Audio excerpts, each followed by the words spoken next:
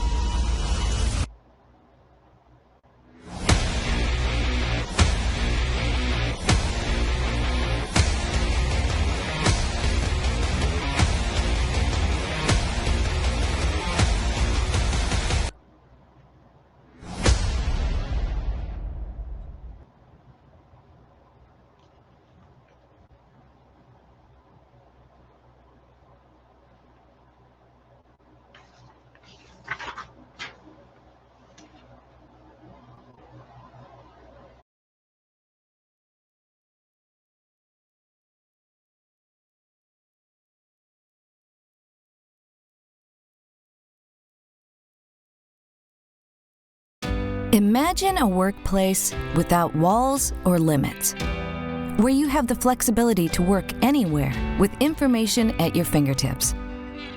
Easily connect with team members or customers down the hall or round the block and across the globe. Foster a collective identity and help individuals work better as a unit. Do all this and more while keeping company data and information protected. Microsoft 365 transforms the way you work with best-in-class productivity applications, simple device management, and always-on security to protect your data and defend against advanced cyber threats.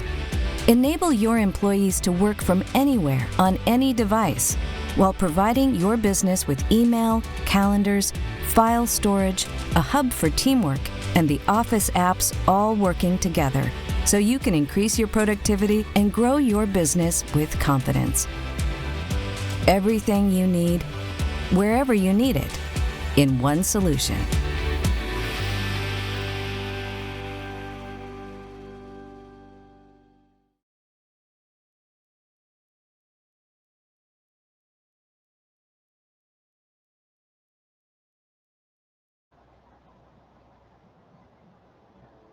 Welcome to PT&T webinar, the role of IT and connectivity in the future of manufacturing.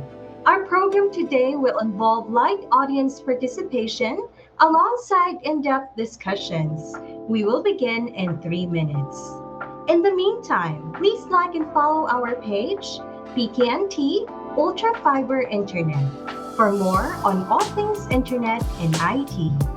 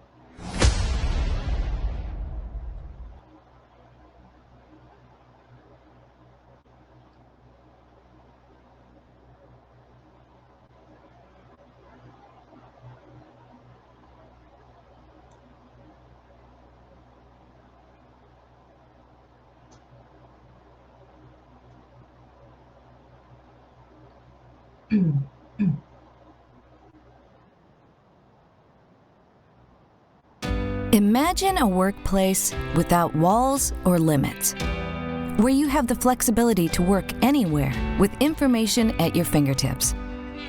Easily connect with team members or customers down the hall or round the block and across the globe. Foster a collective identity and help individuals work better as a unit. Do all this and more while keeping company data and information protected. Microsoft 365 transforms the way you work with best-in-class productivity applications, simple device management, and always-on security to protect your data and defend against advanced cyber threats. Enable your employees to work from anywhere on any device while providing your business with email, calendars, file storage, a hub for teamwork, and the Office apps all working together so you can increase your productivity and grow your business with confidence. Everything you need, wherever you need it, in one solution.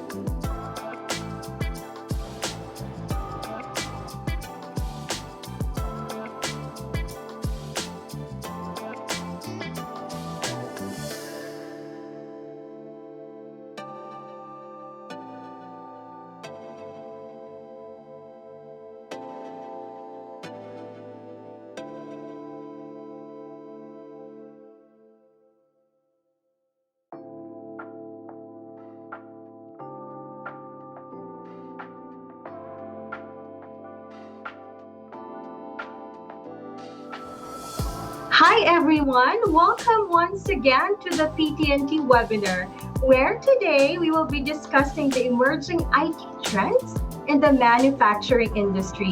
While today's event will involve live audience participation, in-depth discussions, and the chance to ask your own questions from our esteemed speakers. You will get to meet them later, okay? With this in mind, guys, we ask that your microphones and your videos will remain on mute for the duration of the talk. So we highly encourage you to participate in our live polls and to save your questions for the Q&A after each presentation. And also, we are also giving away prizes at the end of the webinar for those who will complete the survey. So please stay until the end of the webinar because you can have the chance to win one of the three 5,000 peso GC from PT&T.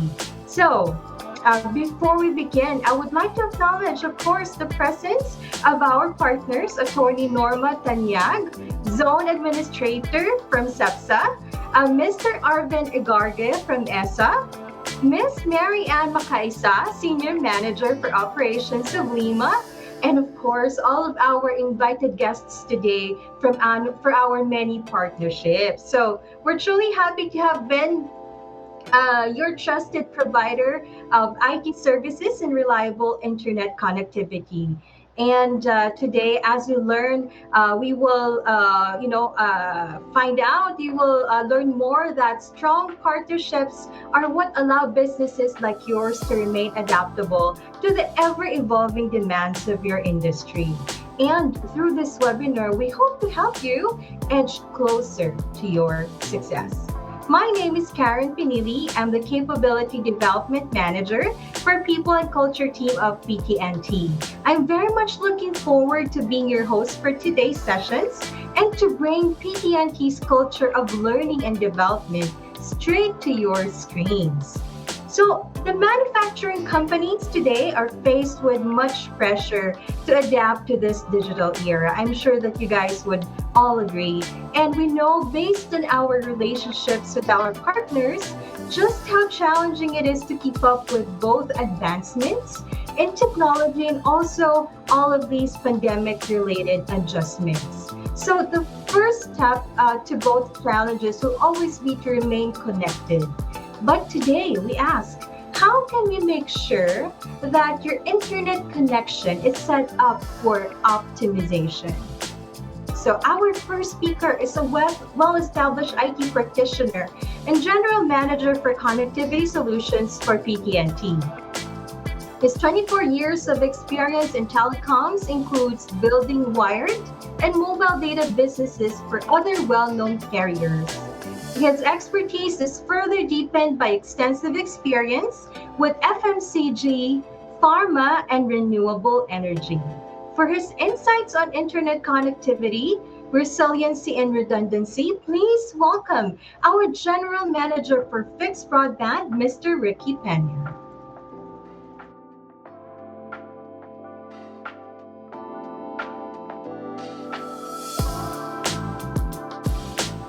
Karen.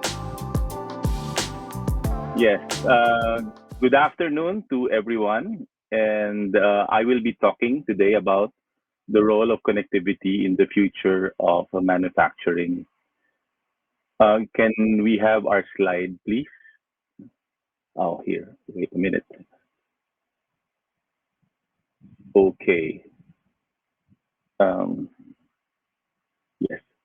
So let me begin by asking. Wait a minute.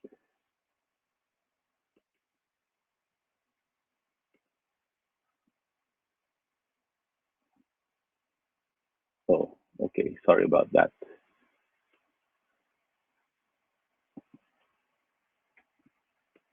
Um, yes.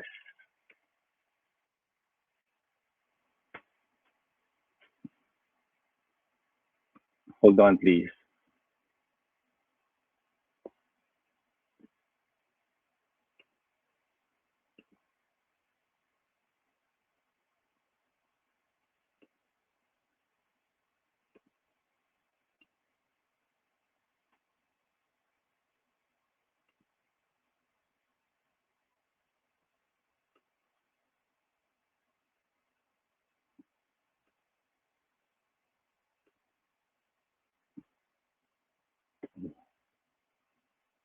Wait a minute. Sarah, can you please share it from where you are?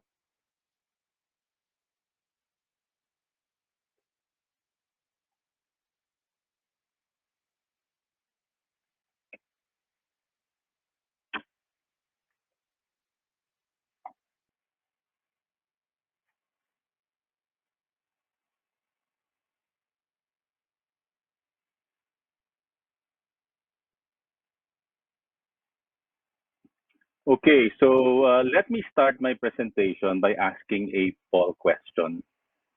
So can we have the next slide, please? So the question is, how much do you expect the COVID-19 pandemic to impact or disrupt your business over the rest of 2021? So I believe that you can vote or put your answer over Zoom.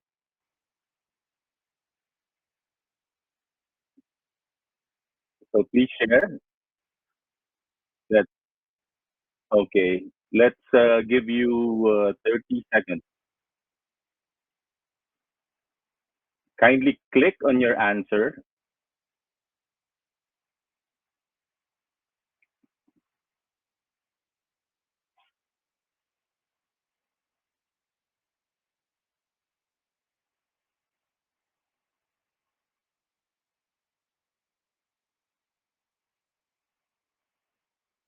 Okay, maybe we can have 10 more seconds for the rest to put their answers.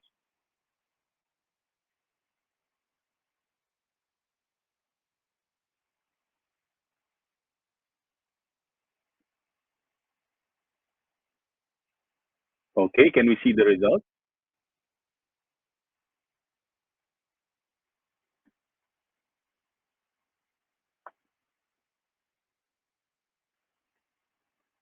Okay. Hmm.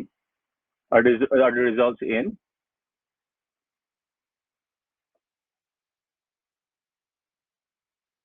Okay, I cannot seem to read it. Uh, Karen, can you please read the results of the poll?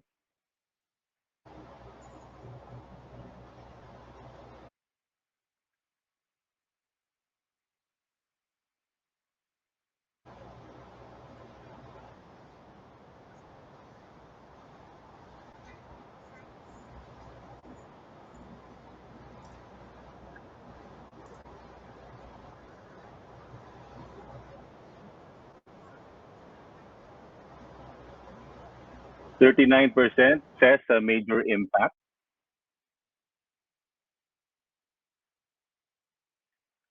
40% of the respondents stated some impact, and 18% very little impact. So we can see here that the great majority stated that there's going to be some to major impact, no, for the rest of the year. Thank you. Let's go to the next slide, please.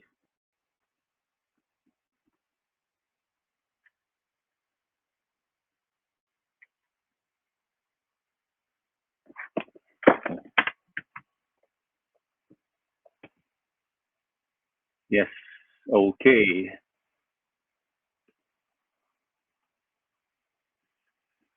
So, um, how is COVID affecting manufacturing? Uh, Wait, sorry about that.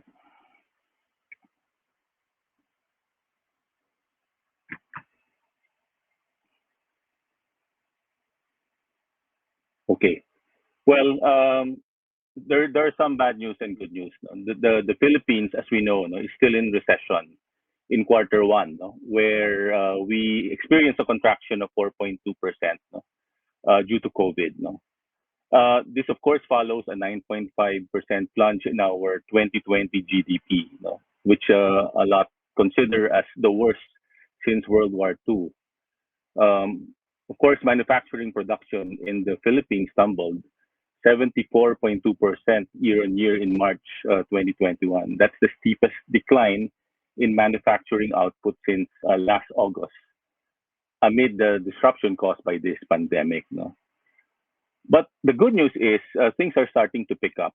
No? Factory output has improved in May, with operations resuming and demand picking up. And this is, of course, fueled by the increase in domestic and international orders.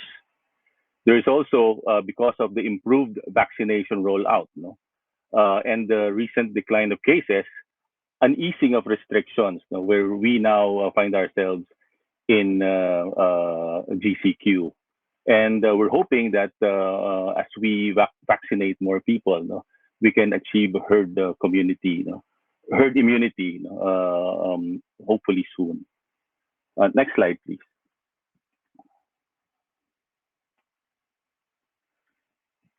Now, the areas where COVID has affected manufacturing is really in supply chain, no, where based on a survey conducted by the United Nations Industrial Development Organization last year, no, they found that 50% of firms surveyed suffered a 40% drop in operating hours, a 50% loss of employment, and 60% no, loss in revenue and production. No?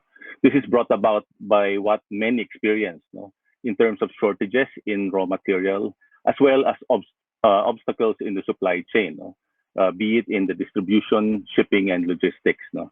Which affected mostly a lot of the micro enterprises and domestic oriented firms in the country. Of course, now what compounds this is with the pandemic bringing a surprise on all of us. No, there are a lot of enterprise who lack business continuity planning and were caught unprepared.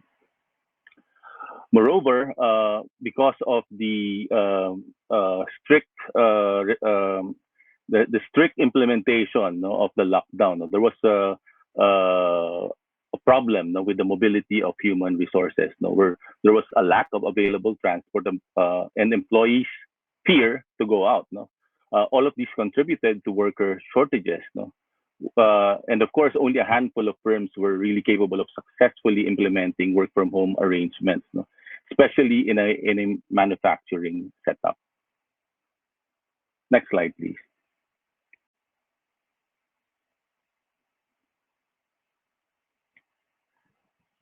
Now, the recommendations relating to MSMEs, where the bulk of manufacturing companies are, is there needs to be an effective structuring of loans that are inclusive and accessible to firms facing the most serious challenges. No?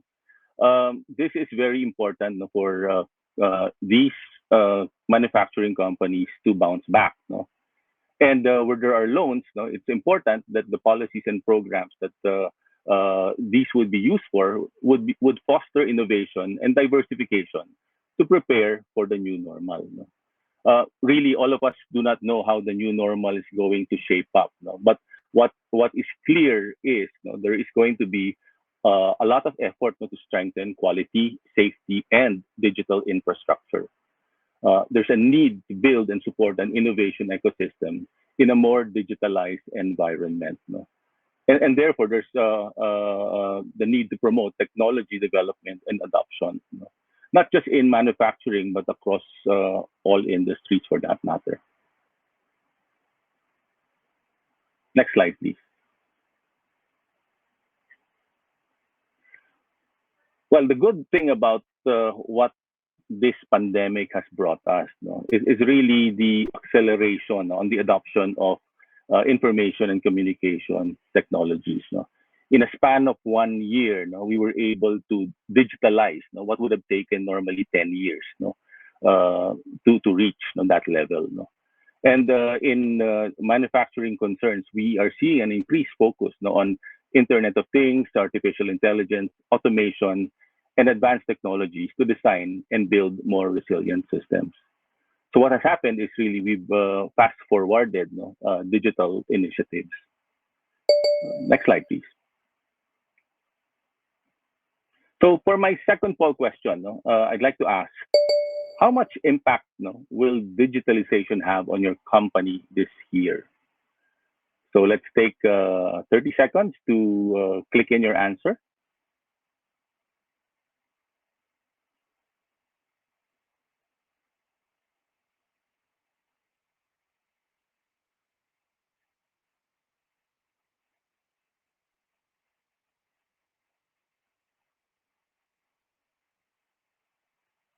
Okay, thank you very much, Sarah. So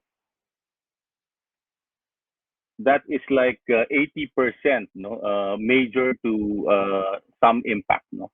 So that is a high number. And I'm glad to hear that companies now are ready to make the investment, no, to digitalize their operation. Next slide, please.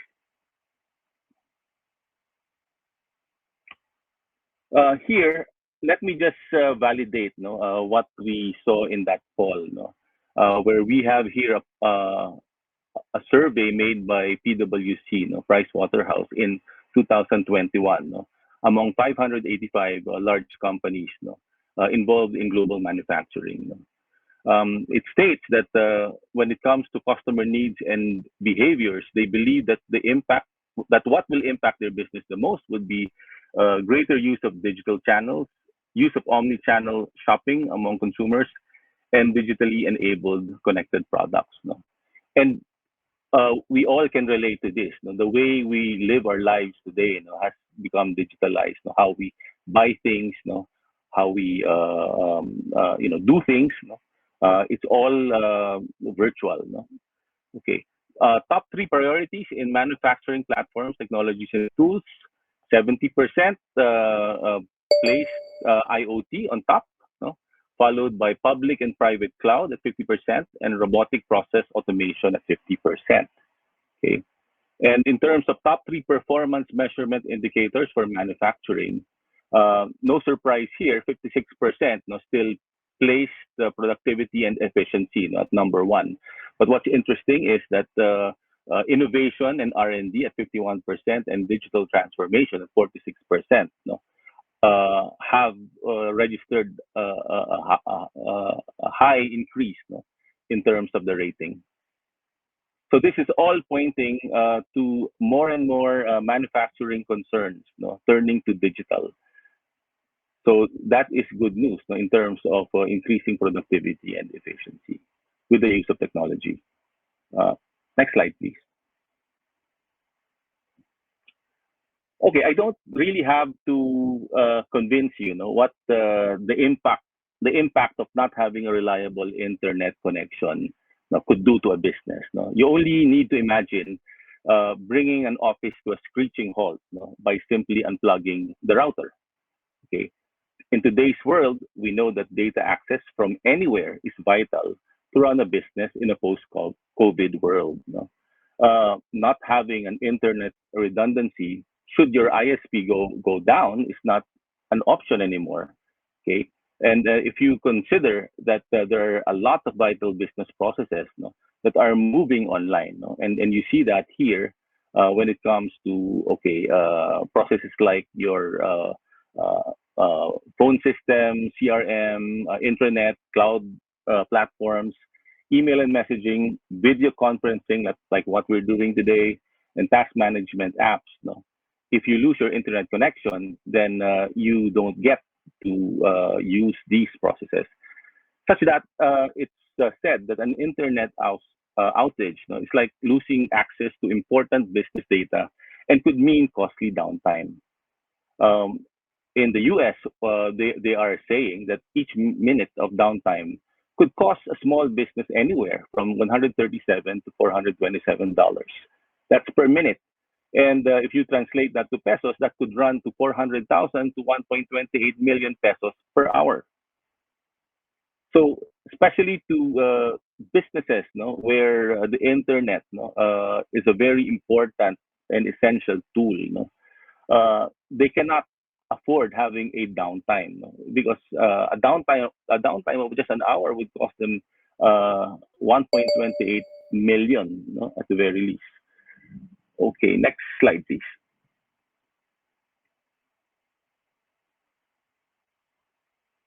Next slide. So I'm here to talk about, therefore, the key benefits of a redundant network, because we do not want to be disabled, by having our internet connection go down on us. No? It's important to build redundancy in our network. No? And what would be the benefits, of having a redundant network? And by redundant network here, this could be as simple as just having a second internet provider, to build that redundancy. So of course, uptime is the most obvious benefit. No, with two at least two service providers helping you, you can always be up uh, and running. No, with a dispersed workforce today, where there's still a sizable number of people working from home. It's very important that the connection in the office, is always on, because should the workforce that's based in the office, not able to connect with those dispersed from home, then it would be very difficult, to run the operation. Okay, a redundant provider will give you the tools you need to prevent this from happening over 99% of the time. Now, in terms of security, we know that in today's world, there's a lot of security attacks happening, and cybersecurity has become a buzzword. So, cybersecurity relies on redundancy for maximum effectiveness. If there are more layers to fail over to, your business will not have as devastating an impact on several elements of your bottom line. Okay. So again, you cannot afford to have a single point of failure, and that's why it's very important to have a backup, in your network and your systems. Latency. Latency simply means faster connection. Multiple paths to access the same location means less struggle with slow speeds from high traffic volumes. In today's world, there are so many applications now that are bandwidth hungry, such that you would want to make sure, that the latency in your network is low. No? So redundancy builds um, if we look at an analogy, it builds in back roads so you can avoid jammed main thoroughfares to get to your destination faster. Okay. End of day, keeping your business up and running is the main benefit for redundancy. So business continuity is integral. No? In any major disaster or even minor inconvenience, you and your employees need the ability to continue with your business. Okay. And as your business grows, it will be harder to scale up as your traffic increases. As more and more of your business processes become digital, there's a need for you to address the scalability of your network. No? And that's why by placing your workloads in a redundant facility, you have practically infinite access to a network that can scale immediately and that is future proof. Next slide, please. Okay, so I spoke about the benefits of having a redundant connection. Okay, and among all the broadband access technologies available in the market, no, fiber is the by far the superior choice. No, and why is this? Well, these are the characteristics of a fiber connection. With fiber, you get symmetrical speeds. No? Unlike what you probably had before, if you're not yet on fiber, or even if you're not yet on fiber, the downlink and uplink speeds that you might have may not be the same. No? It's not the case with fiber. No? What you have for your downlink speeds would be the same as your uplink speeds. No? And especially now where there are a lot of applications that would require higher uplink speeds like telecommuting, telehealth, online gaming, more consumers need upload speeds that match their download. Okay. Fiber is also a greener solution because it is very sustainable. It can more easily withstand the elements such as rain and wind. And because of that, repairs are needed less often. Fiber is also believed to be a future-proof solution by industry experts. So providers will have to expel fewer resources when replacing fiber. Okay. Um, Low latency and attenuation, faster speeds, and clearer transmissions would be a clear benefit of fiber versus other access technologies. No? And therefore, it provides greater reliability, even in far-flung areas. And with fiber, you get unlimited data without the throttling. No? Customers can use the internet all the time at the same speed. No? And because fiber is the superior access technology of choice, it has the potential to reach gigabit speeds. With fiber, you can have the speed you need to run all of your internet connected devices without buffering. And in this age where we will get to adopt a lot more digital tools, it's very important that you ready your network, with an access technology, that can grow with your business, and with your digital needs. Next slide, please. So with PT&T, let me just talk about our geographic footprint and where we are. PT&T has expanded our network coverage over the past 2 years. And we are in NCR and in Region 4 that together would already cover 40% of the total Philippine population. So you would see here that we are we have our redundant backbone in the Lake Ring that covers Rizal, Laguna, Cavite, Batangas, the North Ring, which is where Metro Manila is, and South Ring, which expands further our presence in Cavite. So we have 18,000 plus fiber kilometers to serve our clients, and we are growing and expanding. At this point, I'd like to call on Attorney Norma Tanyag, who Oh, okay. You can't make it. All right. Okay. Well, I just would like to say that CEPSA is being served, no, by our South Ring, no? And it is our pleasure to be working with CEPSA, no, to serve their locators. No? And I know that a lot of our members of the audience today, no, are from the locators in CEPSA. No? So I bear the good news that we are already available in CEPSA. Next slide, please.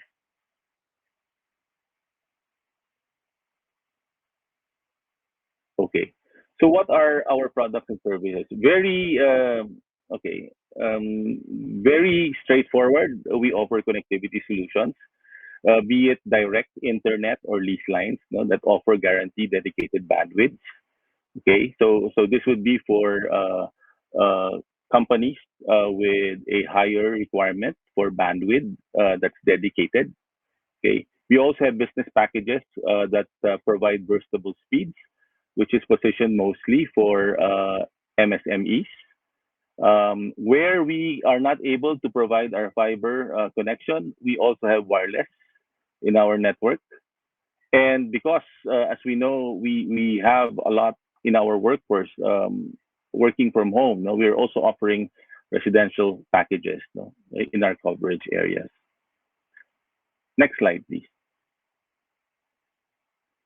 Now, if we are to just compare how we are priced, no, versus our competition, you would see here that the PT&T, no, offers the lowest rate, no, at uh, uh, a sample package at 10 Mbps, no, when it comes to direct internet access. No.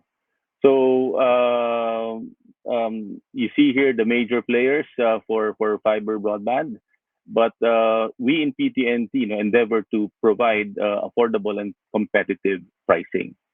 But may I have the next slide, please? More than the price, it's very important, no, that you ask your provider, no, these questions, no, when you are either choosing a new broadband connection, or if you are thinking of adding, you know, a backup broadband connection. You have to check with your existing provider if you're actually getting a dedicated or shared connection. Uh, and you need to also find out if you're getting a symmetrical or an asymmetrical internet service. No? Meaning, would your uplink be the same as your downlink? Um, what access technology is being used for your internet service? No? And if they say it's fiber, you probably need to ask, no, whether it's really an end-to-end fiber connectivity from their central office to your own connection in the office, no, or whether it's just on the last mile, no. We know that there are some companies that would say that they're offering fiber, but it's really just on the last mile. So what's important is that you make sure that you're getting fiber connectivity, you know, end to end. Also, and this is something that we are proud of in PT&T, you know, what service level agreement is being offered, and how well uh, does your provider, no, deliver, no, um, and how responsive are they, you know, should there be any after sales concerns, no, and what steps do they take to help you find the solution to your problem. So, ladies and gentlemen, more than the price itself, no, there are a lot of intangibles that you have to check with your service provider, no, to ensure that you get the best, only the best connectivity solution, no, for your business. No. So, with that, next slide, please.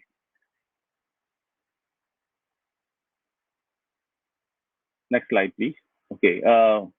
Here you see our mission and vision statement in PT&T. We are proud, no, to position ourselves as the leading digital service provider, no, for world-class solutions, no, that would enable Filipinos everywhere to enrich their lives, connect communities, and contribute to nation building. So next slide, please. With that, I just would like to say that I'm happy to help. Should you have any questions for your connectivity requirement, whether it's for a new requirement or for backup, please don't hesitate to reach out to us and we'd be happy to help. Thank you very much. All right. Thank you very much, Mr. Ricky Pena, for that insightful presentation. And now I'd like to turn to you, our audience, for your questions on the resiliency that's needed for internet connectivity. So please type your questions in the chat box so Mr. Ricky Pena can answer them. Okay, so we have our first question. It says, is having a redundant connection expensive? That's a good question, Mr. Ricky Mm. Pena. Yes, thank you, Karen. That is a very practical question. Well, as I mentioned earlier, no, if you factor in what is the cost of a downtime to your business, no, then having a redundant connection doesn't look expensive at all. No? If, say, for example, you are down by an hour, and that translates to over ₱1,000,000, no, for just that hour of not being able to work, no, then it makes having a redundant connection very, very practical. But more than that, no, it's not very expensive, no, to get a fiber connection, whether as a replacement if your connection is not yet fiber, or as a backup, no, or a redundant line, no. And you'd be surprised, and that's why, no, I would encourage you to check how we can help you in PT&T. No? Our fiber connection is especially when it comes to let's just talk residential. No? Our fiber price for residential, no, is even lower than what's being offered for DSL, no, which is a copper-based technology. No? And that also goes the same way for enterprise packages. Okay, thank you so much for answering our first question, Sir Ricky. And for our next question, it says, how do I ensure that my ISP is end-to-end fiber? Oh, okay. That is a good. So for you to make sure that what your provider is telling you is end-to-end fiber, then you just need to do a speed test and also do a ping test, no, to check on the speed and the latency, no, of the hops that your route, no, or your connection, no, is routed to. No. Normally, your service provider should be able to give you all of the tools that you will need, you know, for you to check that you are getting the kind of speed that you are being promised. You know. So that is something that you are well within your rights to ask from your provider. Okay, thank you, Sir Ricky. For our last question, so can PT&T help me determine the best plan for my business? I am still torn between shared connectivity and direct internet. Well, okay. The most practical way to go about it is to, well, let us first understand your business. How many users are there? What applications would the internet be used for? Okay, and what are your future plans? And by us understanding this, we should be able to recommend the right package to suit your company. But having said that, it doesn't matter if you decide to just start with a small or a low plan, and then just upgrade later. Because if you're on fiber, it would be very easy for you to just upgrade later on to suit the needs of your business. Okay, thank you so much, Sir Ricky. I think that's our last question for our first speaker for today. So that's all of our time for Sir Ricky's Q&A. Thank you, everyone, for offering your questions. And now we will be taking a quick break and we will see you back here for the jam-packed second half of the webinar. Meanwhile, would like to share one of our client success stories from the recent years. So this is in partnership with the German company. I'm sure you've heard of them. The name of the company is Dermalog. So let's take a look at the video presentation. Hi, my name is Till Dunkel. I'm the project director for the LTO infrastructure project here in the Philippines. Our company Dermalog is the leader in biometric technology and identification systems with our headquarters in Hamburg in Germany. We developed a state-of-the-art online-driven system for the Land Transportation Office to improve the security, speed up processes, and reduce the costs for the customers of LTO. In the past, Filipinos applying for driver license had to spend hours in line and months waiting for their cards to be issued. The former LTO system was not state-of-the-art, nor it was centralized. Identity fraud was possible due to security gaps, and its analog nature also created unnecessary costs for Filipinos. So we wanted something that was secure, but at the same time more efficient and cost-effective for users. To implement the new LTO system, we were not only looking for a service provider, but a partner who had both the technical knowledge and the nationwide service. And that's why we partnered with PT&T. PT&T helped us implement internet lines for the data center, as well as a reliable connection in offices nationwide. PT&T also equipped us with powerful redundant technology with security protections and high availability, helping us reduce downtime and provide consistent service at the LTO. Now, our new land transportation management software comes with a public portal and a lifetime customer ID. As the system is secured by one of the most advanced biometric identification systems, it will help the agency to reduce fraud and duplicate identities. In total, we have about 32 security features and integrated biometrics, including fingerprints, face recognition software, making the Philippine driver license one of the most secure in the world. But aside from enhanced security at the agency, our biggest win in implementing this system was helping Filipinos cut time and money spent at the LTO. Based on our studies, the motoring public can save a total of up to 4.6 billion pesos in a year in fees and expenses when they use the land transportation management system. The new system eliminated additional trips, data transmission, and computer charge when dealing with LTO, lessening the cost of an individual to transact with the transport agency. Through the online system integrated with payment facility, customers can easily jumpstart the transaction at home by scheduling their visit, filling out the forms, paying the fees online, so their visit on site is shorter. With this enhanced system, people can be assured that their cards will be issued within just 10 minutes, a massive decrease compared to the past. The customers needed a few hours to go to different stations like cashiers to process their licenses and sometimes require a return visit and waiting in line to boot. Reducing the paper trail not only simplified the customer's experience, but allowed the branches to save on office expenses and make more efficient use of their labor on hand. On top of these enhancements, PT&T provided the 3 internet lines to the LTO main office, both the primary and redundancy lines, to ensure high availability of internet service. This was obviously mission critical for the LTO's new online system to work as envisioned.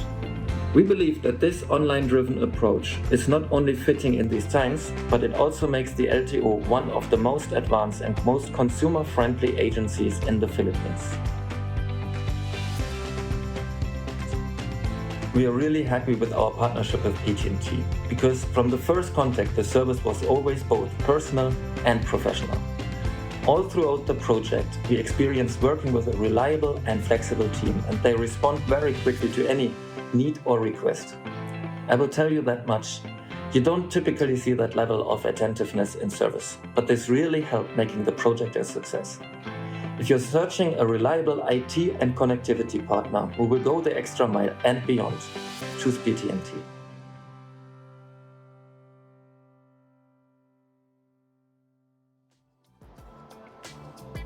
All right, welcome back, everyone. So, at this point, we've heard so much about the needs of internet connectivity are changing across our industry. So, I'm sure that you guys would agree that success doesn't stop there. And to truly be in sync with the changing industry landscape, we invite you now to participate in our next discussion on the emerging trends in IT. So, our next presenter is an IT veteran with over 22 years of multinational business experience. Her career began with IBM, where most recently she was the territory manager for large enterprise accounts, spanning service to banking, insurance, retail, and of course, manufacturing. For her outstanding expertise in IT systems, data analytics, and customer success, help us welcome our PTNT GM for ITS, Miss Ella Ortega.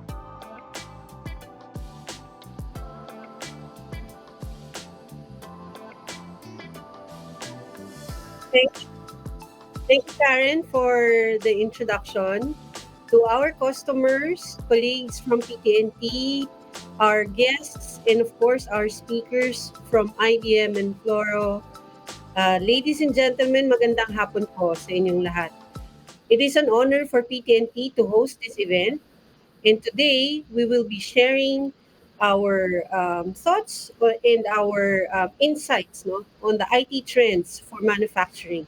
And our goal is to be able to share with you some industry and solution insights to help you in your digital journey.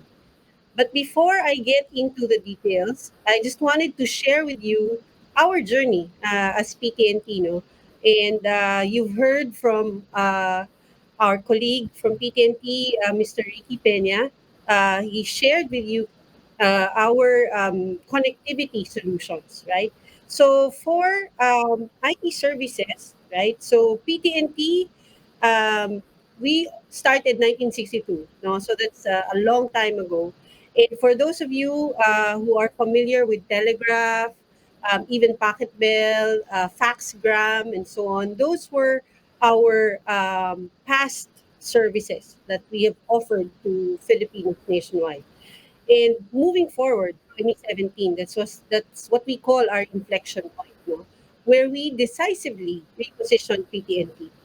We have transformed from being just a telco provider to providing connectivity and digital services as well, and with differentiated competencies, of course.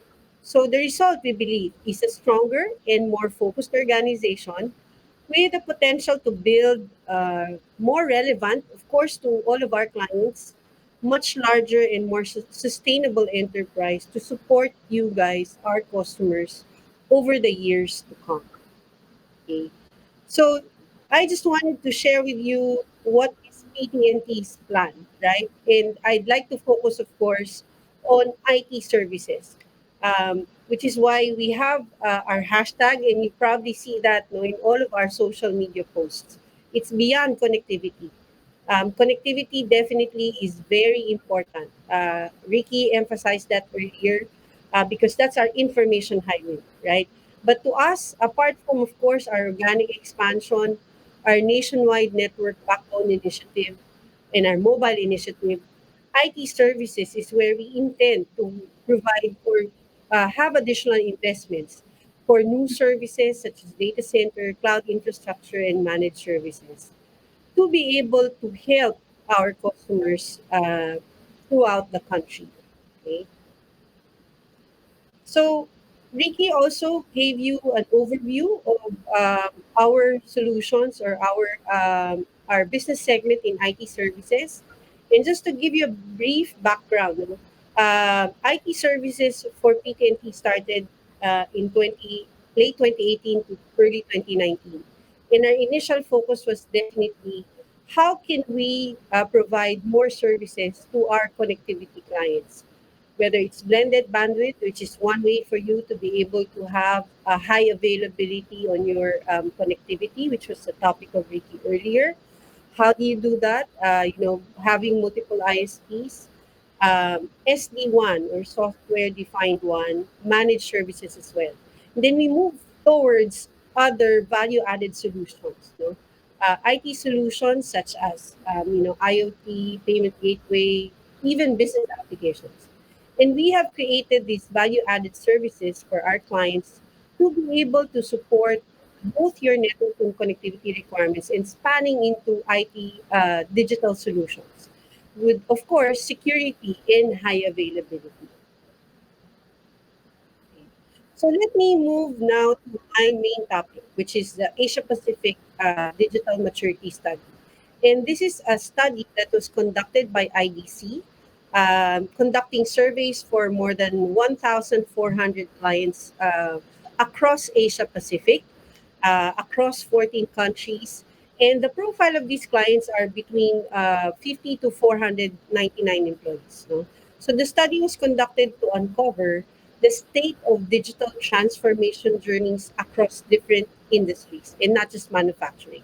Why am I sharing this? Because I'd like you to have a view of what's happening across different industries. And my colleagues later on, our speakers from IBM and Flora, will of course be able to share a more manufacturing focus. No? So businesses and societies, and we've talked about this earlier, and you've probably seen a lot of posts, no, last year, especially when the pandemic started, when people were asking, what was the main driver for digital transformation? And they always say it's COVID 19, right? True enough, right? It drives the market to an inflection point.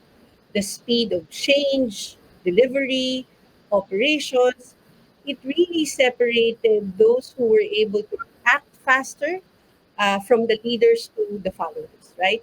So, digital transformation is such a big term. Let's not be overwhelmed. Let's not fear that word or that phrase. But instead, I hope that our presentation today, we will be able to help you consider and think about your digital journey. Okay. So I'll just share some highlights of the study. It's a very long study, and we can actually, uh, for those who are interested to read the details, we can share that to you later on. So based on the IDC study, what's the top business driver? The top business driver is delivering new products and services. And there's a comparison, no, between the responses from 2019 when they conducted the same study versus the study last year or late last year. No? So 62% of companies, compared to 38% of companies last year, are seeking to digitally transform to bring new products and services to the market. Okay? Staying ahead of the competition is the second driver. So 56% of the respondents mentioned that recognizing competition is transforming and they must keep pace. Okay. So the other highlight, what are the top priorities for these customers? No? So driving growth and improving customer experience. Um, it's a cliche, no? But really, for all of us, I'm not just speaking for these companies, but any company for that matter, we're in manufacturing, retail, banking, telecommunications, customer experience is key, right? So how do you then use that or make that your top priority in your business today? Okay. So this slide, very busy, right? But this is just to share with you what are the different dimensions of measuring a digital maturity index. So there are four areas, right? So there's strategy and organization, there's processes and governance, there's technology, people, and skills. So these are the four areas which were used, no, to evaluate or basically the background of the survey itself. Each dimension targets an essential aspect of digital mastery, and it can be assessed independently as a measure of maturity. So maturity is relative, right? So you need to look at your goals, your strategy as an organization, how are you approaching your digital transformation? What's your strategy? Then the other one is processes. So where are you at in terms of the level of automation within your company? Technology is basically discussing about how mature are you in leveraging technologies to increase your competitiveness. Remember, competitiveness earlier is one of the top business drivers. And last but not least, but very important, people and skills. Do you have the right skills and capabilities to source, manage, and retain the right talent to support your digital transformation journey? Okay. So these are the results of the survey. What are the top challenges based on the digital maturity of a specific company? And guess what's the highest, no, or rank one across, whether they are in stage one, two, three, or four. The struggle on talent and skill set of their people, their resources, is in rank one or top most challenge. No, so regardless of their digital maturity, so the small and medium businesses see the lack of necessary technologies as well, digital mindset, budget commitment as the major obstacles, no, in their journey. So digital leaders are not without similar challenges in terms of access to the right technologies and insight into operational and customer data. And again, this is an Asia Pacific view. Would you like to guess where the Philippines or most of the Philippine customers are? Okay. So most of the customers who were surveyed from the Philippines are all in stage one. Okay. So that's where most of the small and medium businesses in our country is today. Okay. So again, what are the top technology priorities? And this is the Asia Pacific view. For stage one and two, number one priority is cloud. The same is true for stage three and four. So for Asia Pacific businesses, the plan to further enable digitalization in their businesses is by investing first and foremost in cloud, followed by security and IT infrastructure, and upgrading over the next 18 months. No? So this is not, a short-term plan or a short-term initiative. It is long-term, right? So the leaders have a higher priority for enterprise applications, investments to further digitalize their business processes, and so on and so forth. And you probably wanted to know, right? So, what's the result for the Philippines? So, for the Philippines, the top technology investments for most of our companies today is in the area of AI and analytics. So, what's AI and analytics? Very big words again, no? But this is all about being able to gather data that's important to your business, right? Whether it's operational data, whether it's customer data, these are the type of data that you'd like to mine and analyze. And I believe Steve, our next speaker later, will dwell into that more in detail. 15% of the respondents said cloud is their second technology investment. Again, cloud plays a very important role. And this is true, no? Last year, and even to today, right? Most of the technology companies, any brand out there, they have a very big challenge in terms of supply chain, right? So there's a very high demand on servers, desktops, laptops, and all of these infrastructure requirements, but they could not deliver on time. Some of them even had lead times of 90.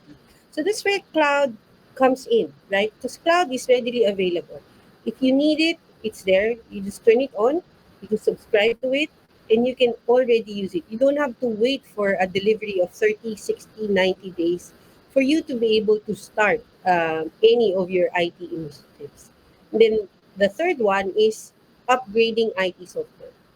Okay.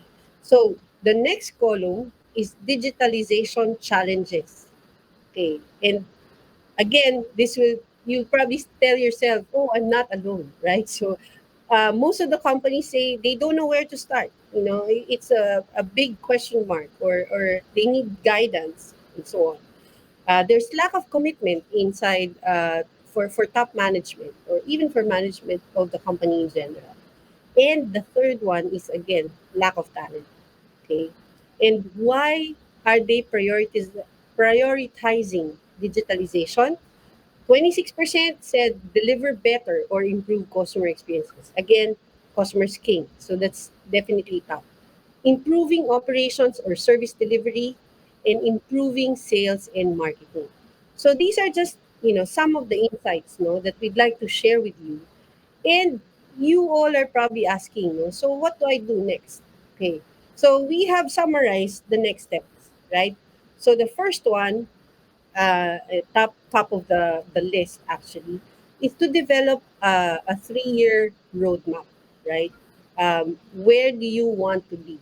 And again, it starts with your priorities, whether it's about customer experience, whether it's all about operational efficiency, or whether it's all about increasing revenue or cutting costs. Those are the priorities that would drive your 3-year digital roadmap.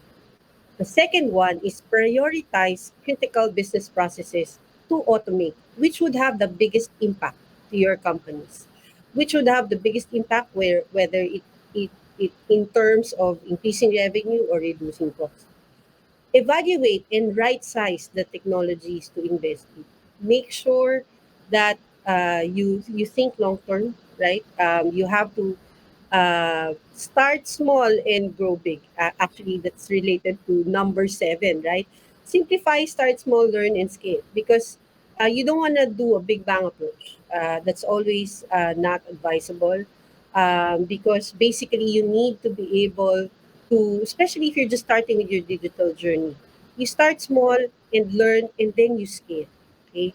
Number 4, invest in skills.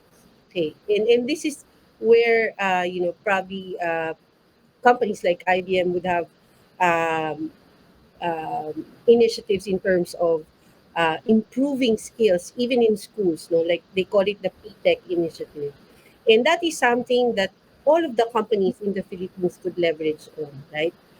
Number 5, find the right technology partner for your journey, because your technology partner would play a very big role in your success. Okay, keep up with industry trends. Industry trends, technology, they always evolve, no? And of course, the best practices, which is why we invited speakers from our esteemed partners to be able to share with you some of their insights as well. So, with that, I'd like to thank everyone again for attending this event, and we hope you enjoy the rest of the day.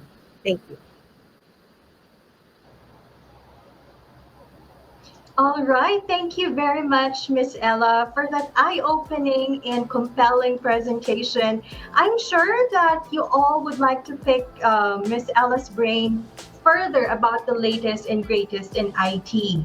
So, like before, I invite you in the audience to leave your questions in the chat box so that Miss Ella will be able to discuss them. And by the way, for the questions earlier, for Mr. Ricky Pena, don't worry, okay? Because we'll try to answer them in the chat box as well, or we will reach out to you through email or even phone, okay? All right, so what's our first question for Miss Ella? All right, so for the first one, it says, of all the IT trends in the manufacturing industry, what do you think should a small to medium company prioritize? Okay. Okay, thank you, Karen, for that question. As I mentioned earlier, with the the studies that we have shared, right? Uh, Priorities would always come from what is the company's pain point today. Meaning, are you seeing reduction in revenue? Are you seeing increase in cost? What are those challenges? And you identify that, right? And what would have the biggest impact to your company? What would benefit your company more, right? And you choose those and be able to prioritize and rank them. You can actually have that discussion with, of course, your management team.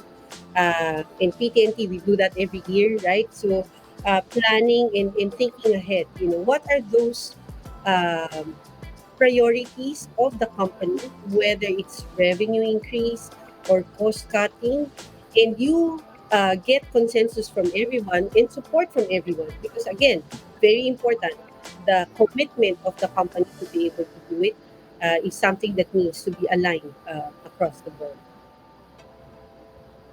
Okay, thank you, Ella, for answering your first question. So let's get to the next one. So can PT&T help us in creating our digital transformation roadmap? Definitely, Karen. We are willing to help all of our customers in their digital transformation roadmap, or what we call your digital journey. And again, first we can share with you that study. You can get a lot of insights there, no? But apart from that, you can always schedule with us a session to consult with our team. We have a team from Ricky's team and my team as well, who can actually meet with you and discuss your plans, no, and what you would like to do. Definitely, we can help you in that area. Okay, thank you, Ella. All right, so let's look at our third question. So, what do you think is the best approach in order to get the management's commitment to invest in digital transformation? That's a good question. Miss Ella? Yep. Okay. So for any business case, right? There always has to be an objective, right? What's the objective of your digital transformation? And again, it doesn't come without a cost, right? Because you have to invest on tools, invest on people. I always believe in cost benefit analysis, right? So, what's the cost in doing this, and what's the benefit to the business? If the benefits outweigh the cost, then you will be able to get support from your management committee. And we've seen this as well in a lot of clients that we have helped whenever digital transformation. Uh, always uh, we always come up with cost benefit analysis. What are the costs involved in doing this transformation? And what are the benefits? Again, whether it's in or in reduction of cost. So those are the two areas. And again, quantifiable and non-quantifiable benefits, those are the things that needs to be presented in your business case. And we've helped some of our customers do that. Okay, thank you so much for sharing that awesome tip, Ella. So you've heard it from one of our experts, okay? And now, with all that's at stake during this uncertain period, we must do all that we can to understand how our operations can vastly improve in this unpredictable economy and, of course, against our competition. So, for our next guest speaker, he is a seasoned data scientist and lead cognitive solutions architect within IBM Supply Chains Transformations Analytics Solutions Group.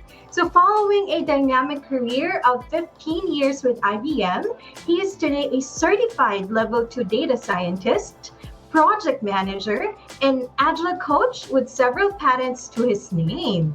To bring us the latest from IBM's in depth research, please help us welcome Mr. Steve Hurley. Thank you. Can you hear me? Excellent. Excellent. So yes, I'm Steve Hurley, and I'm a data scientist and a cognitive solution architect with the supply chain organization in IBM. And I want to talk today a little bit about AI and Industry 4.0. But to start, the reality is that manufacturing and supply chain is under pressure these days. And these are really just the factors of the market and the lay of the land today. High competition, a lot of pressures coming from all different directions.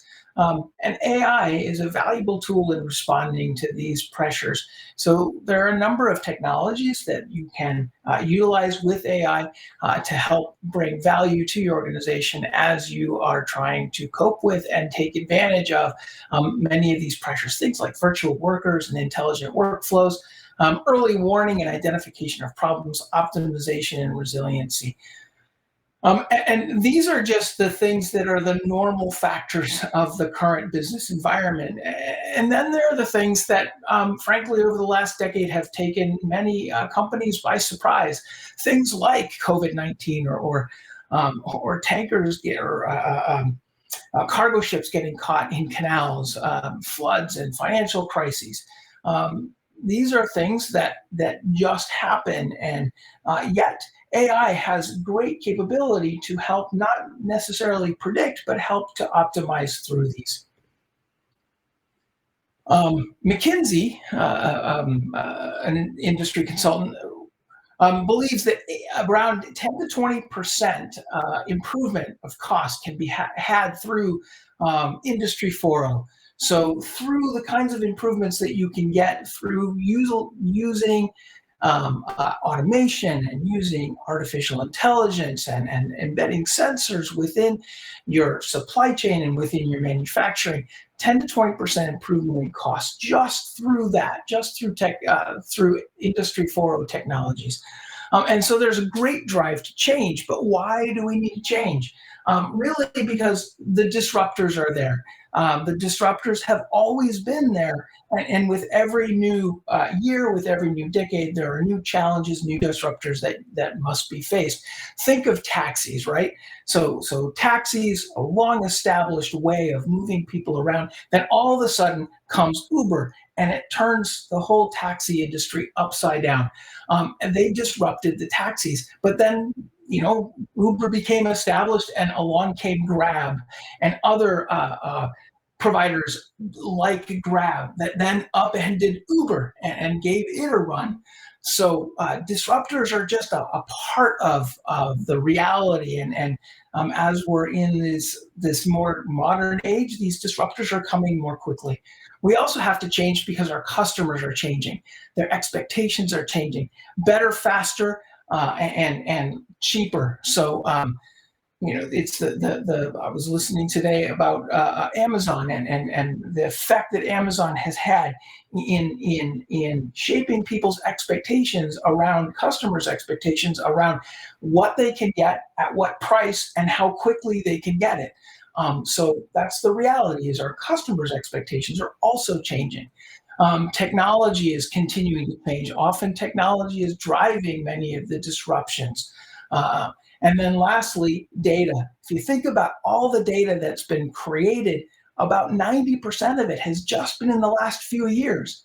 There's been a tremendous boom of data creation. And with that, there's a lot of untapped resource out there that can be utilized. And that's a driver towards change. Why leave this potentially valuable and useful data just sitting there, dark data as we call it? If it's there, let's find a way to use it profitably. So we have opportunities to adapt, and each of these industrial revolutions was an opportunity to adapt, driven by technology. Some made it through, others did not. And it's really about the ability to cope with, adopt, and then ultimately to take advantage of the technologies that are there and driving these revolutions.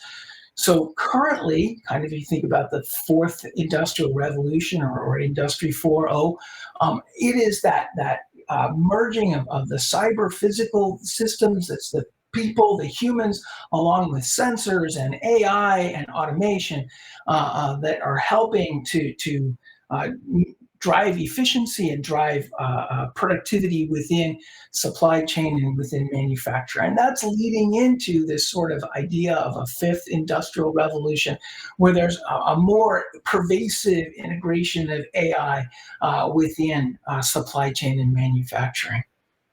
One thing to point out is that these revolutions are happening quicker and quicker, right? So a long period of time between the first and the second, and then kind of shorter between second and third, even shorter between third and fourth. And I would expect that there's going to be more of a less of a distinction and more of a feathering into from fourth to fifth. So we look at Industry 4.0 and the cognitive factory.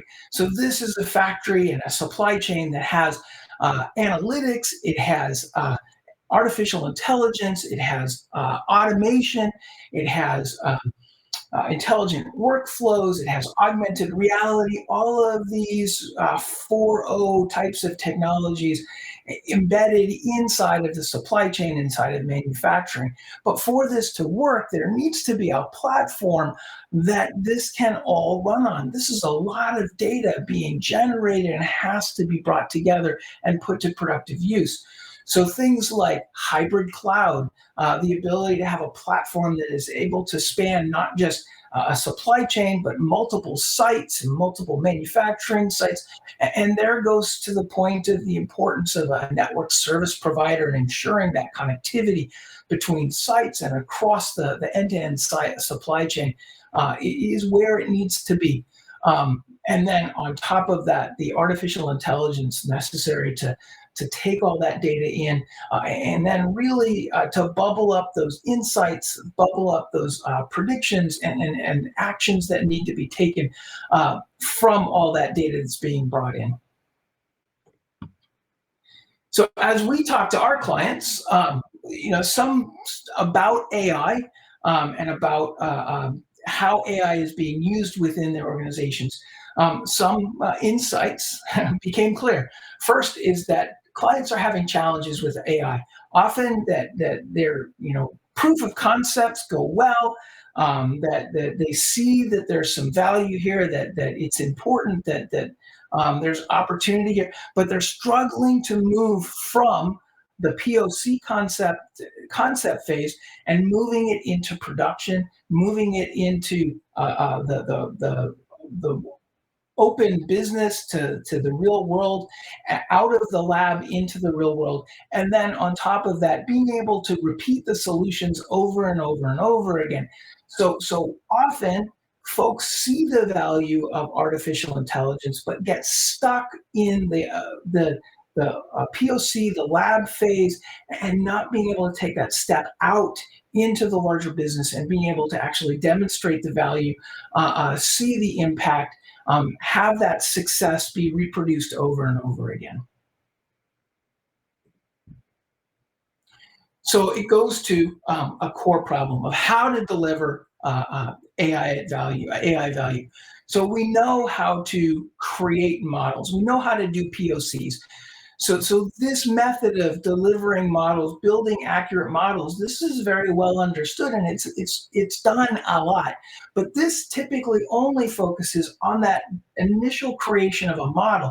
Now that I have a model, great, but what do I do with it? So we have to then tell the rest of the story and figure out how we take that model and turn it into something that's valuable to the business and sustainable.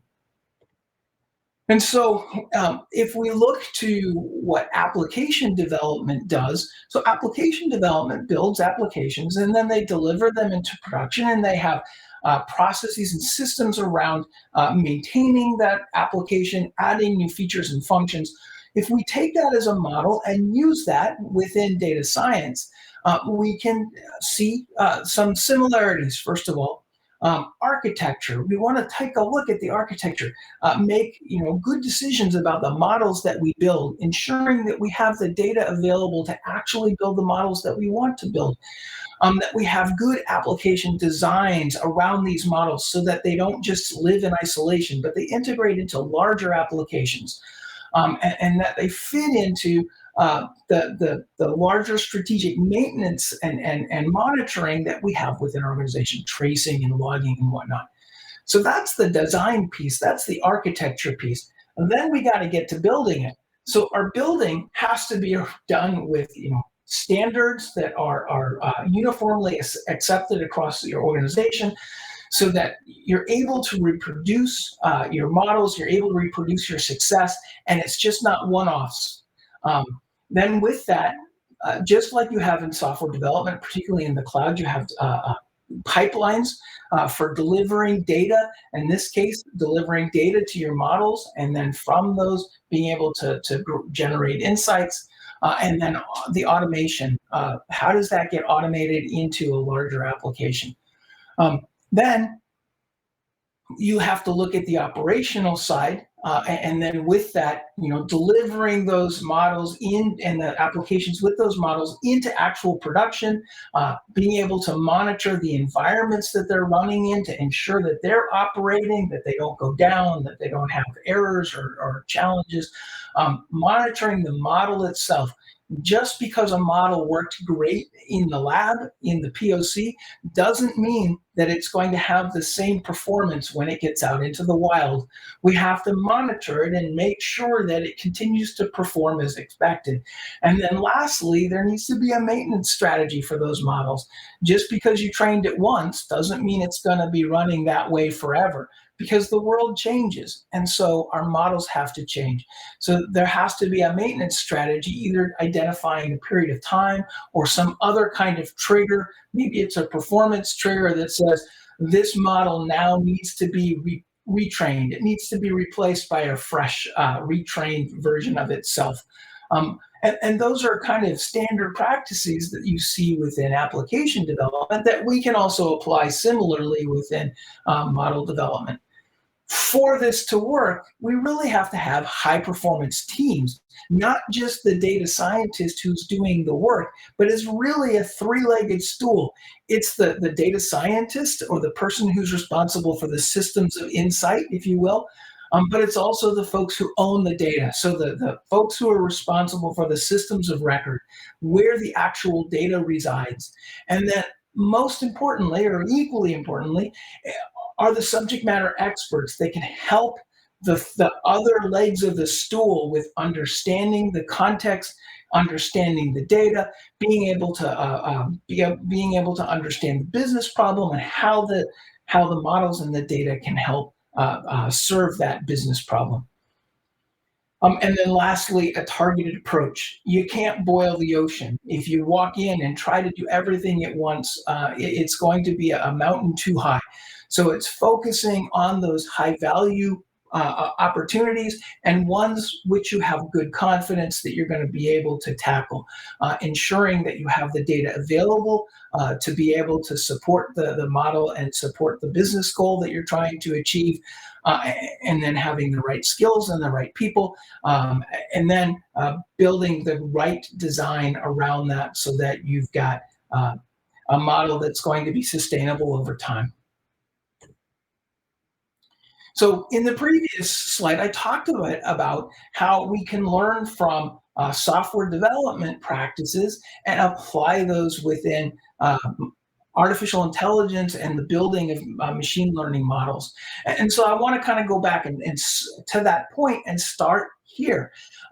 If you think of DevOps and the current working with Kubernetes as a platform for container orchestration, so this is building application containers that can be orchestrated across the cloud. Red Hat OpenShift is Red Hat's flavor of Kubernetes. The cool thing about Kubernetes overall is it's open source, and with that, it avoids vendor lock-in. With OpenShift, you get enhanced productivity and security, the kinds of things that you would expect in an enterprise grade distribution of Kubernetes. it supports agile development, and so the CI and CD, that stands for continuous integration and continuous development. So you're able to continuously develop, and as you develop, that work gets continually integrated into production, and all of these components together improve time to value. Uh, and in that second or third slide where you saw the whole manufacturing operation, and beneath it, there was the hybrid cloud that really offered the foundation to integrate all of the automation and all of the sensors and AI within a supply chain and within a manufacturing organization. Really, this hybrid cloud is running on Kubernetes. It's running on OpenShift. Um, and with that, you get improved scalability. Now, the cool thing about the scalability is it's not just scale up. So it's really elasticity. You can scale up as needs increase, but you also can scale down as the needs subside, and as the load subsides, you can scale back down. Unlike a physical hardware, once you buy it, you got it. In this case, you're using it as you need it. It's more of a utility model for compute and cloud service. So with that whole flexibility of the hybrid cloud, there are many approaches that you can take to migrate from a more on-prem, more traditional server-based model into this more flexible, more resilient, more scalable model of cloud. And that forms, as I showed in the other slide, the basis for looking at data. So IBM has also a Cloud Pak for Data offering that is based on the Open Data Hub, which is an open source platform for integrating lots of other open source data and AI capabilities like Spark, Apache Spark, and TensorFlow, and many others. Those can be integrated seamlessly within the Open Data Hub.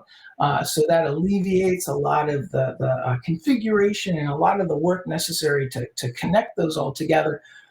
They're all open technologies, so this still avoids that vendor lock-in, but it allows the data side of this, the machine learning, the data science, to leverage the multi-cloud hybrid cloud approach. So now your data scientists, your models, they can be working, or those models can be running on private cloud, running on your on-prem. It can be running in hybrid cloud or multi-cloud across different cloud providers. And you're not locked into just a single cloud or a single cloud provider. IBM Cloud Pak for Data offers a number of productivity enhancements, including the same kind of continuous integration, continuous delivery approach that you saw for applications in cloud. That same work or that same capability for data science work and for model building can happen within the Cloud Pak for Data. Also has capabilities for data discovery and data understanding. A very important thing here, privacy and usage policies, that you're able to protect your data through, while it's in Cloud Pak for Data, through these policies and privacy and usage policies, where it's not just open to everyone, that you can have certain roles, certain applications can see it, certain people can see it, and then certain others cannot. It's secure and private. And lastly, there's this idea of innovate anywhere, use everywhere. So even though you create a model or a framework that is looking at one specific problem within your organization, that work that you've done, that innovation that you've done, can be leveraged in other use cases, in other business problems. And so there's that innovate anywhere, and then you collaborate and you can use it everywhere. All of this together allows you to have artificial intelligence at scale. You now have a foundation where you can begin to build block by block artificial intelligence in your organization, in your manufacturing and supply chain, and be able to have it be sustainable, be able to have it be scalable, and have it be robust and secure. So we use our own technology. So we like to say we eat our own cooking. So I work within an organization, a transformation organization that's focused on helping our quality engineers. So the supply chain quality organization within IBM supply chain, they're our customers. So to us, quality problems are big, and quality problems can affect our business in a number of different ways, but ultimately they all translate into big costs. If we have a quality challenge, it's going to cost us in some way. So we have or I have two solutions that we have created that I want to showcase for you today. These are just two very quick recorded demos. They're only a minute or so each, but they kind of show you the idea of the work that we're doing. The first one is Watson Quality Advisor. It's a field data analysis. It's looking at how our commodities, how our components are performing in our solutions within the field. The other one is the Quality Analytics Early Warning System. This is a parametric data analysis engine. This is a statistical process control. It's something that is very important within manufacturing, but it's essentially just looking at processes and making sure they're in control.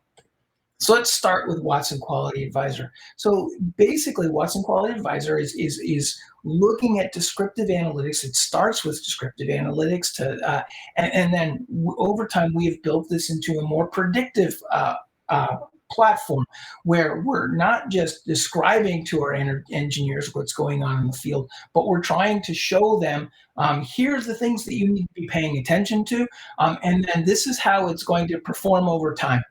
So I have a quick demo of that. This is kind of just the user interface for our tool. Up at the top, you see a number of different types of data that an engineer can work with. And so the engineer is just going to select one and allows the engineer to interactively kind of navigate the data, put part numbers that he might be interested in, begin doing analysis, and then it actually starts to suggest different things that you might want to look at based on the results of the questions you've asked. Here, the red and the green are trying to highlight for the engineer the things that they need to be taking a look at. Then it's actually prompting them, kind of trying to mirror their workflow. That's the kind of intelligent workflow. Here, it's mirroring their workflow to tell them what they need to be looking at next. And then ultimately showing them a prediction of how this particular part is going to perform over in the future, and then allows them to navigate through the different vintages or the different lots of that part to see how the ones of interest are actually performing. So that's a really quick demo. It can do a lot more than that, but that's just a kind of a good synopsis of the kinds of things that this application is trying to do. The next one is the Quality Analytics Early Warning System. I often trip myself on that. It's a mouthful, but this is the statistical process control application. It's looking at parametric data. So parametric data is just data you can measure, kind of like a temperature. If you're going to take the temperature of a water bath or the thickness of solder on a PCB or the pH of an acid bath, these are things that you can measure. And that's the kind of data that we're looking at. So one of the challenges of statistical process control is it's hard to use it for alerting, for identifying when something's going wrong, because you're inundated by data, and this data needs to be looked at by someone who can understand it, and it takes a bit of time to look. So if we look at these 9 analyses or these 9 data sets, it's kind of hard just by looking at it to determine what one is good and which ones are bad. Well, actually, if we apply some analytics to it, there's only one that's bad and the others are good. And so what we want to be able to do is to be able to find the needle in the haystack and then help quality engineers to focus on only those situations that are important and allow them to ignore everything else, because they kind of have confidence that these are the ones that are doing well and this is the one I need to pay attention to. So we like to think of this as the comparison from the candle to the light bulb, where the candle was a very manual effort, and there are a lot of sort of legacy art to it. Where with the light bulb, what we're doing is sort of statistical modeling, and we're being able to apply SPC at scale and be able to alert engineers to those problems that are most important, and then prioritize them so that they're actually looking at the ones that are at the most pressing ones. So a quick little demonstration of a data set. This is not actual, our application is just a comparison of SPC on the top and our QEWS, or QAEWS as we call it, on the bottom. So I have a data stream that's coming in. This is just a measurement data. It could be temperature data, and it's going along. We're getting data. But all of a sudden, if you look at the bottom, QWS picks up an alert. This is our application. We have an alert. And up and above, the traditional SPC techniques have not yet identified an alert situation. So we've gone now quite some time before now, finally, traditional techniques are able to identify, hey, something's going wrong. We were able to identify that substantially earlier. This is the dashboard on the actual application that we have. This is our application implementing these algorithms. And it allows, as you can see, from a single console, somebody to monitor multiple sites, multiple processes at each site, and then processes with many different operations within them can all be monitored from a single dashboard, and that you can drill into that, into any situation that has been alerted, to be able to get more insight as to what went wrong. So here's the application, the quality analytics early warning system, the second application I wanted to demonstrate for you. So what I want to leave you with is that if you take a look at scalability, the ability to scale up artificial intelligence beyond just the POC and beyond just one use case that we were able to do well, but really to get this in production across many, many different use cases.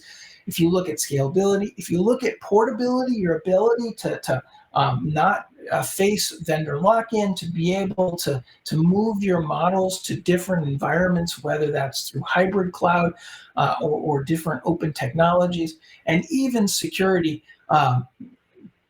particularly because with data and security today, data is and security is an extremely important component of protecting your data. There is no AI without hybrid cloud. And if you think about hybrid cloud doesn't work unless that underlying network service provider is trustworthy and that the network that you're riding on is robust. And so it all forms an integrated solution that is important and delivers value for your organization. So with that, thank you very much. I appreciate you having me here this morning or this day, your time. And I'm here in the US, so it's a little later for me. But thank you for having me. All right. Thank you very much, Steve, for the insights that you and your teammates at IBM have shared with us today. And same as before, would like to extend to our audience the opportunity to ask questions to Steve. And of course, with regard to the topic of Industry 4.0. So type in your questions on the chat box. All right, so for our question, can a medium-sized manufacturing company like us with limited resources apply Industry 4.0, and how? Absolutely. Industry 4.0 doesn't need to be applied across the board. You can identify those areas that you're potentially facing challenges with. It's identifying places where that the use of Industry 4.0 will be of value to you, and that you're going to be able to contain it in a way that you as a small or medium-sized business is going to be able to sustain. So the advice I would have is that you identify uh, um, uh, an initial project that is of small enough scope that it's doable and that it's going to deliver value for you, and that's where you start. All right. Thank you, Steve. And for our next question, how can Industry 4.0 benefit manufacturing companies? Oh, I go back to the slide earlier. Is that manufacturing is constantly under pressure, and those threats are coming from lots of different sides, right? And those are about disruptors that are coming, new technologies that are allowing some of our competitors to be more lean and mean, and that we have to follow suit. It could be that we see the opportunity and we're going to be the lean and mean one and force others to follow. That the Industry 4.0 and manufacturing is not sort of a question. It's a matter of this is where it's going, and so it's critically important. Okay. All right. Thank you, Steve. For our last question, what is the first step a company should undertake to start its AI journey? Again, it would be going back to identifying those business problems, those use cases that are doable, that you have good confidence in the data that you have the data necessary to solve them, that you have the skills, and I would say that you would have trusted partners that are going to help you through that journey, because it's one of these things that as you build on success comes more easily, but those initial tries sometimes can get a little bit difficult, and it's good to have a good partner with you to help navigate through those first tries at doing AI. All right. Thank you, Steve, for answering their questions.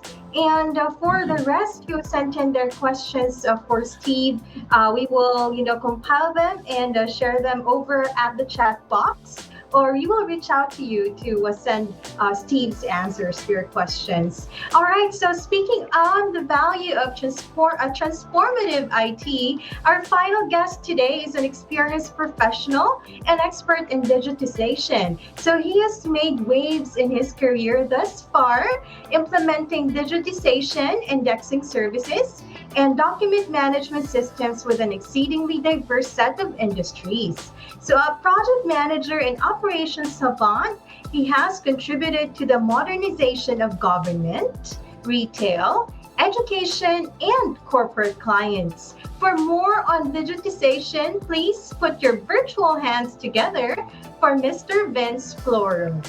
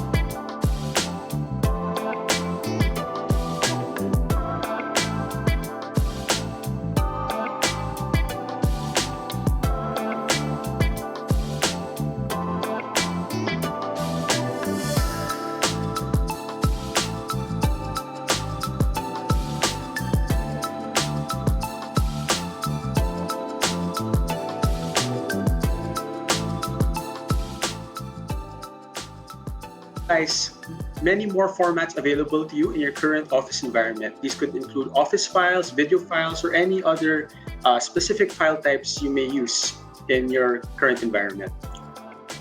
Now, after you've converted your records, we then proceed to placing them in a digital environment where we utilize what we call a document management system. And for today's presentation, I'll be showing you the features of the system that PT&T carries, which is the GlobalDocs Document Management System. Now, why would you want to undergo this digital transition? And as the other speakers have mentioned, the COVID-19 pandemic has really shifted the way we work. Now, for manufacturing companies, a lot of the processes cannot be done at home, of course, because you need to have the machines on site. But a lot of the admin work can be done at home. So this includes any HR files, any purchasing files, any other admin documents that you may need to do. Okay, Karen, is my screen still visible? Is everything okay on your end? Okay. All right, okay.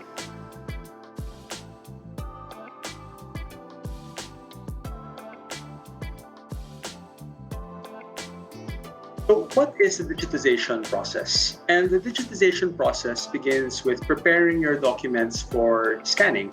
So this is the most important step when it comes to converting your records, because if they are not prepared correctly, you may miss out on certain pages. You may not be able to scan the images clearly. And a lot of our customers, before they transition to this digital environment, they think that digitizing records is very similar to photocopying. But in reality, you need to utilize a mix of various types of scanners to ensure that you are able to digitize your records completely and clearly. Now that you've digitized your files, again, you're left with the usual output, which is PDF, JPEG, and TIFF. But the good thing about our system, the good thing about GlobalDocs, is that we can handle any type of electronic file. It's not just limited to image files. You can upload any office files you may have or any unique file types that your current organization uses when it comes to producing the output required of your employees. After you digitize your files and you come up with a digital output, you're able now to do quality assurance to really make sure that what you digitized is complete and clear. Because down the line, if you are not able to ensure the clarity of your images, you may have a hard time reading them later on when you actually need them. Then we proceed to what we call metadata or indexing. How will you identify your record? Now, if you're coming from a paper environment, the common method we use is filing cabinets. A lot of companies have thousands and thousands of filing cabinets where they indicate the label per drawer and indicate the label per folder. Now, in a digital environment, it's very similar to that.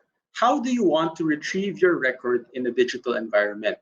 In my screen right now, you can see that for an invoice, it's usually company name, invoice number, date, and other details. So the good thing about the digital environment is it allows you to be flexible in how you want to retrieve your records. You're not just limited to what's labeled on the filing cabinet. You can add more information to help you retrieve that record down the line once it's placed inside a document management system so that you can efficiently retrieve and access your files on a daily basis. But what exactly is the importance of digitization, especially when we all know that paper records will always be there? A lot of people say that we will eventually go paperless, but in reality, the Philippines is still moving towards a paperless environment. We are not yet completely there. So you'll always have paper records. But the good thing about digitizing your documents is that you have a backup now of your paper documents. It's very difficult to have your paper documents or your paper records, the history of your production reports, backed up in another set of paper records, because this takes up a lot of space and may increase your rental costs when you need to rent another area of a warehouse or another location just to store these files. So if you digitize your records, you're able now to have a backup of your paper records in case there is any disaster. At the same time, having a backup of your paper records electronically allows you to save on storage and copy or duplicating costs. So a lot of our clients come from this paper environment where they have a third-party service provider that charges them maybe 1 peso to 2 pesos per page, depending on the machine they're using and who the supplier is themselves. So you can imagine every day, if you're producing hundreds and hundreds of pages of paper, you can imagine how much you're spending for ink, how much you're spending to pay for the machine, and how much the supplier could be making. And in reality, this could all be savings on your part. So having this digital format or a digital backup or digital copy of your records ensures that you no longer have to spend too much on duplicating or copying or photocopying your records. You can easily share your files electronically with other members of an organization or other members of your company so that you can decrease the need to keep buying ink, keep buying paper, keep spending when you could be saving by having your files in digital format. Aside from this, having your files in a digital format ensures the security of your paper records. So this is very important when it comes to company financials, especially with how strict BAR is in the Philippines. Uh, you need to really have your paper records intact for financial documents. So now that you have them in a digital format, you can leave the paper records where they are. There's no need anymore to pull them out of the filing cabinet of the storage room. You can use the soft copy for daily access and leave the paper records where they are. Another benefit of digitization is that you can relieve employees from spending hours and hours going through files, going through boxes, trying to look for a single page or multiple sets of a document. You can use a DMS, and later on, I'll be sharing a bit about the features of the DMS to access your records, and your employees will be able to do this in a matter of seconds. There's no need anymore to spend hours looking for a single page. And of course, today's pandemic situation has really shifted the environment to a hybrid situation where certain individuals will be at home, certain individuals may be at the office. And how will you be able to access your documents when you're at home? And having your files in this digital format inside the DMS will make sure that you're still able to be productive, even though members of an organization may be scattered depending on where they're working on that specific day. But with digitization comes certain hurdles, and this involves what can be done to your digital files. So a lot of our clients fear that if they convert their records into a digital format, they can be stolen easily, modified, misfiled, deleted, and maybe difficult to back up, especially if you're handling millions and maybe thousands and thousands of pages of records on a daily basis.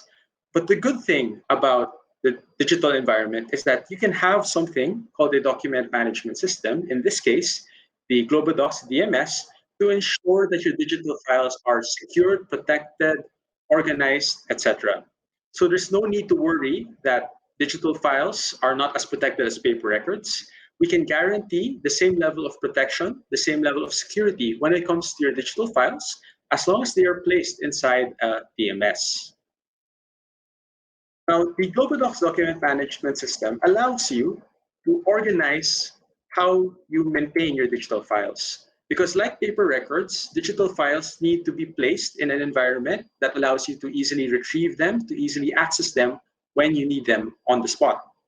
Now, I'm sure some companies right now are using what we call the folder method, where you place your files inside a folder, and that folder may be placed in a subfolder, and that folder itself may be placed in another location. And eventually, this could lead to a loss of records because you don't know which folder you placed it in, especially if your file naming convention is not accurate. But with the Globodocs environment, you can think of it as a digital filing cabinet that allows you to manage your records efficiently by accepting any type of electronic file, which will eventually help you adapt to the digital age. And later on, you'll see in the presentation that Globodocs is not just a filing cabinet. There are many more features that will allow you to really adapt to this new digital environment. And what are the main benefits of having a DMS? First, it allows you to increase your efficiency in terms of searching and retrieving your records. It will also allow you to easily back up and restore your records in case of disaster. So if you do have a flood, fire, or an earthquake in your location, you may be worried about your paper records. So as long as you back them up digitally and you have placed them in an environment, you can be ensured of business continuity in case of times of disaster because we're able to easily restore your records should this happen at your location. GlobalDocs also allows you to secure your digital records through various security settings available to all users of the system. So we have encryption settings, role-based privilege and access to ensure that your records are protected externally and internally from members of a company. The GlobalDocs environment also helps users electronically collaborate on dynamic records. Now, dynamic records are records that change over time. So in a legal department, this could be a contract that needs to undergo certain revisions. For the purchasing department, this could be purchase requests that need to be amended based on your current production. So what GlobalDocs will allow you to do is it will allow you to change the document over time, and it will give you that history of that document so you can see the changes made along the way. And this will allow you to be more efficient in terms of having things approved, moving things between departments, because you no longer have to rely on a single piece of paper to be signed by multiple members of an organization. You can rely on the electronic format. Lastly, very similar again to the current situation we have with the COVID-19 pandemic, it will allow you to access your documents whether you're at home or the office. So what exactly are the features of the GlobalDocs DMS? And a lot of people, when they hear document management system, it sounds a bit alien to them. It sounds difficult to use. But in reality, the GlobalDocs DMS is a very easy to use system because it looks similar to Microsoft Word, Microsoft Outlook, Microsoft PowerPoint, because we utilize what we call the Microsoft ribbon format, where on the top, it will determine what database or library you're in. So this could be per department. So the purchasing department could have their own database where all their files are stored. Human resources can have a database where all employee records are stored. So there is no limit when it comes to creating how many libraries you want in the system. Each user of an organization will also be given a username, which will allow them to have access in the system depending on what they are allowed to do. So we are able to limit what certain users can do and what other users will not be able to do. All of the tools are easily visible. It's not like other systems where you have to click a button and undergo different subfolders or sub-buttons just to do a setting. They're all readily accessible on top of the list of documents in the system. And the good thing about the GlobalDocs environment is that every time you click a record, there is an immediate preview of that file. There's no need anymore to download the record in order for you to view it. Even if you're at home in your own personal PC, if the company gives you access to the system, you can view any purchase orders you have for approval, any documents you may need to review before it is sent to the client. So GlobalDocs provides you a complete solution when it comes to collaborating on your records. And the first feature that will allow you to become more efficient is really in terms of searching and retrieving your records. So a while ago, I mentioned the use of metadata or index fields. And in GlobalDocs, this is how we can search for a record. So in the screen right now, we hope that you can see agreements. And if you search for agreements in a particular location, GlobalDocs will retrieve that for you. But aside from that, GlobalDocs will allow you to add certain filters when it comes to retrieving your records. So very similar to how we search for products on Lazada and Shopee, you can narrow down what documents you are searching for. So if you want to look only for purchase requests above 500,000 or production reports from January 1 to December 31 of 2020, GlobalDocs will filter out all records that do not match those conditions so that you can retrieve the records that you need. And will keep the other records separate from the ones that it was able to retrieve for you. Now, once you found your particular set of records, the GlobalDocs system allows you to link related files with each other. So if you have a purchase request for a production run that you may have at the end of this week, you can link this with supplier quotations so you can ensure that what you're purchasing is what are the specifications that the supplier provided you in his or her quotation. It will allow you to link related documents to each other, and it's not limited to a specific file format. you're able to link any electronic file with each other. Globodocs also allows you to create ad hoc reports. So if you're curious about what are the production reports for this week or what purchases were made for the month, you can do a advanced search or a customized search. Globodocs will filter out the results for you, and it will allow you to generate an Excel file based on your search results to submit to management for review or to submit to the requesting individual.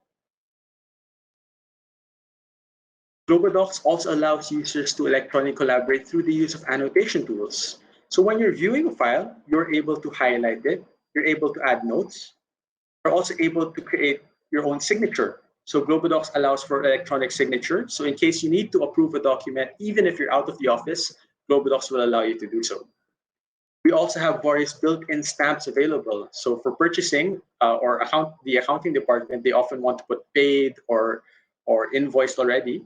And Globodocs will allow you to do that through the use of built-in stamps, but it will also allow you to create your own stamps. We're not just limited to what's inside the system. It will allow you to create your own stamps.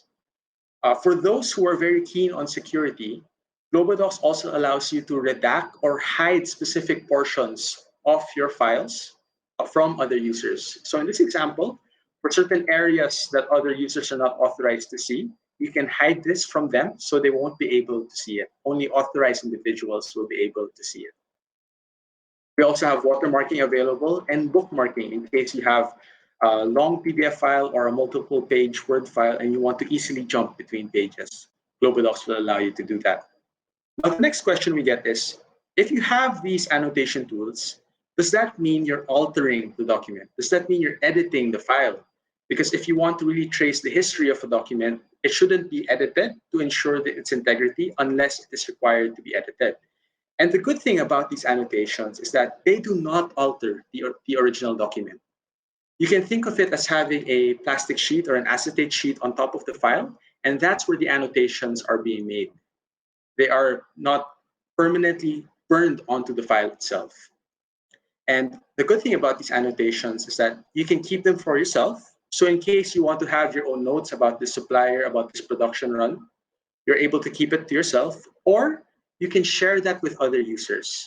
You can choose to share your notes, choose to share your highlights or other comments with other users in case you need to get their input about that respective file.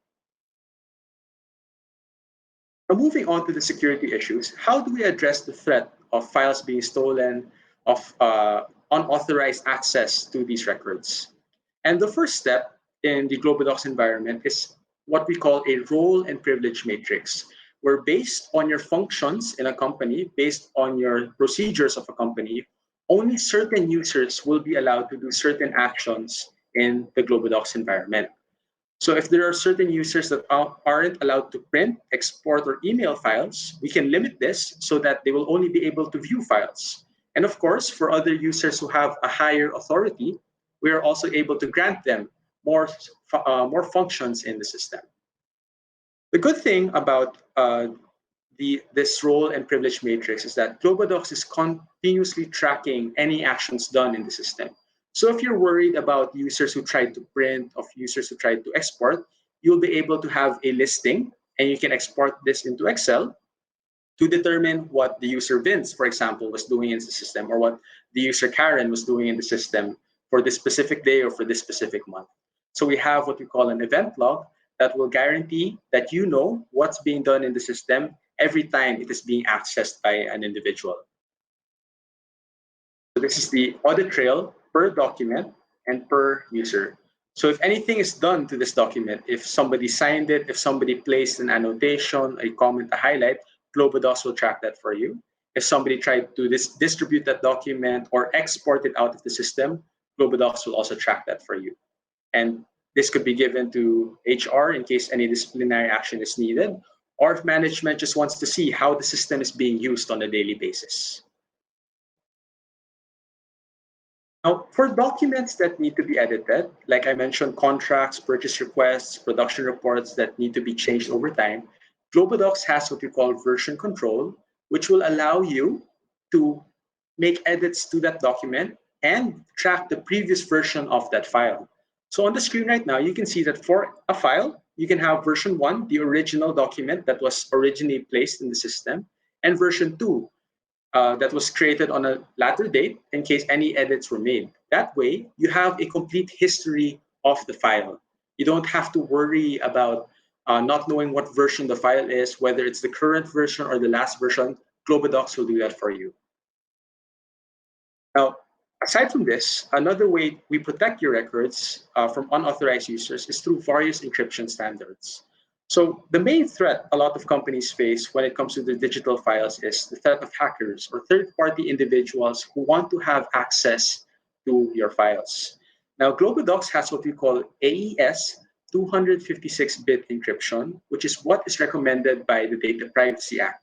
Now, what this does is if an unauthorized individual outside of Globodocs tries to view your files, this will appear. So if you're trying to view a PDF file, it will say it's not a PDF file or it's corrupted. If they're trying to view a Word file, nothing will open in Microsoft Word. That way, only authorized individuals in the system will be able to access the files. You can be assured that your files will not be read by people outside of your organization or people inside your organization, but who are not given access to the system. So the encryption standards in Globodocs are supported by the Data Privacy Act by the National Privacy Commission of the Philippines. Now, we have a higher version of Globodocs called the Globodocs Suite version. And this will allow you to first have access via web browser and iPhone and Android devices. So if you go to your mobile phone right now and check the App Store or the Google Play Store, you'll be able to find the Globodocs application. And what this will allow you to do is it will allow you to search and retrieve for records while you're on the go. So if you're not in the office or if you're on the way to the office and someone wants to know something inside a purchase request or in a production report, you can easily search it on your phone and let them know the answer. Now, if you're working at home and you don't have this system installed on your PC, you can use any web browser to access your files. So you can use Google Chrome, Edge, Microsoft Edge, Firefox, Opera, or Safari for any Apple users out there. Now, the suite version of Globodocs also allows you to integrate with Active Directory. So if you currently have Active Directory in your company and you don't want to have a separate username and password, Globodocs will allow you to integrate with that to enable single sign-on. So once you get to your workstation or once you get to your PC, all you need to do is log into your PC, double-click Globodocs, and you'll automatically be able to see the files that you are authorized to see. Another question we get from our clients is, can Globodocs integrate with other applications? And the answer is yes. The suite version of Globodocs allows you to integrate with third-party applications through the use of API. So a good example of this is if you have a SAP for your accounting system, you can link Globodocs with that so that in case any documents are produced in SAP, it will immediately be transferred to Globodocs.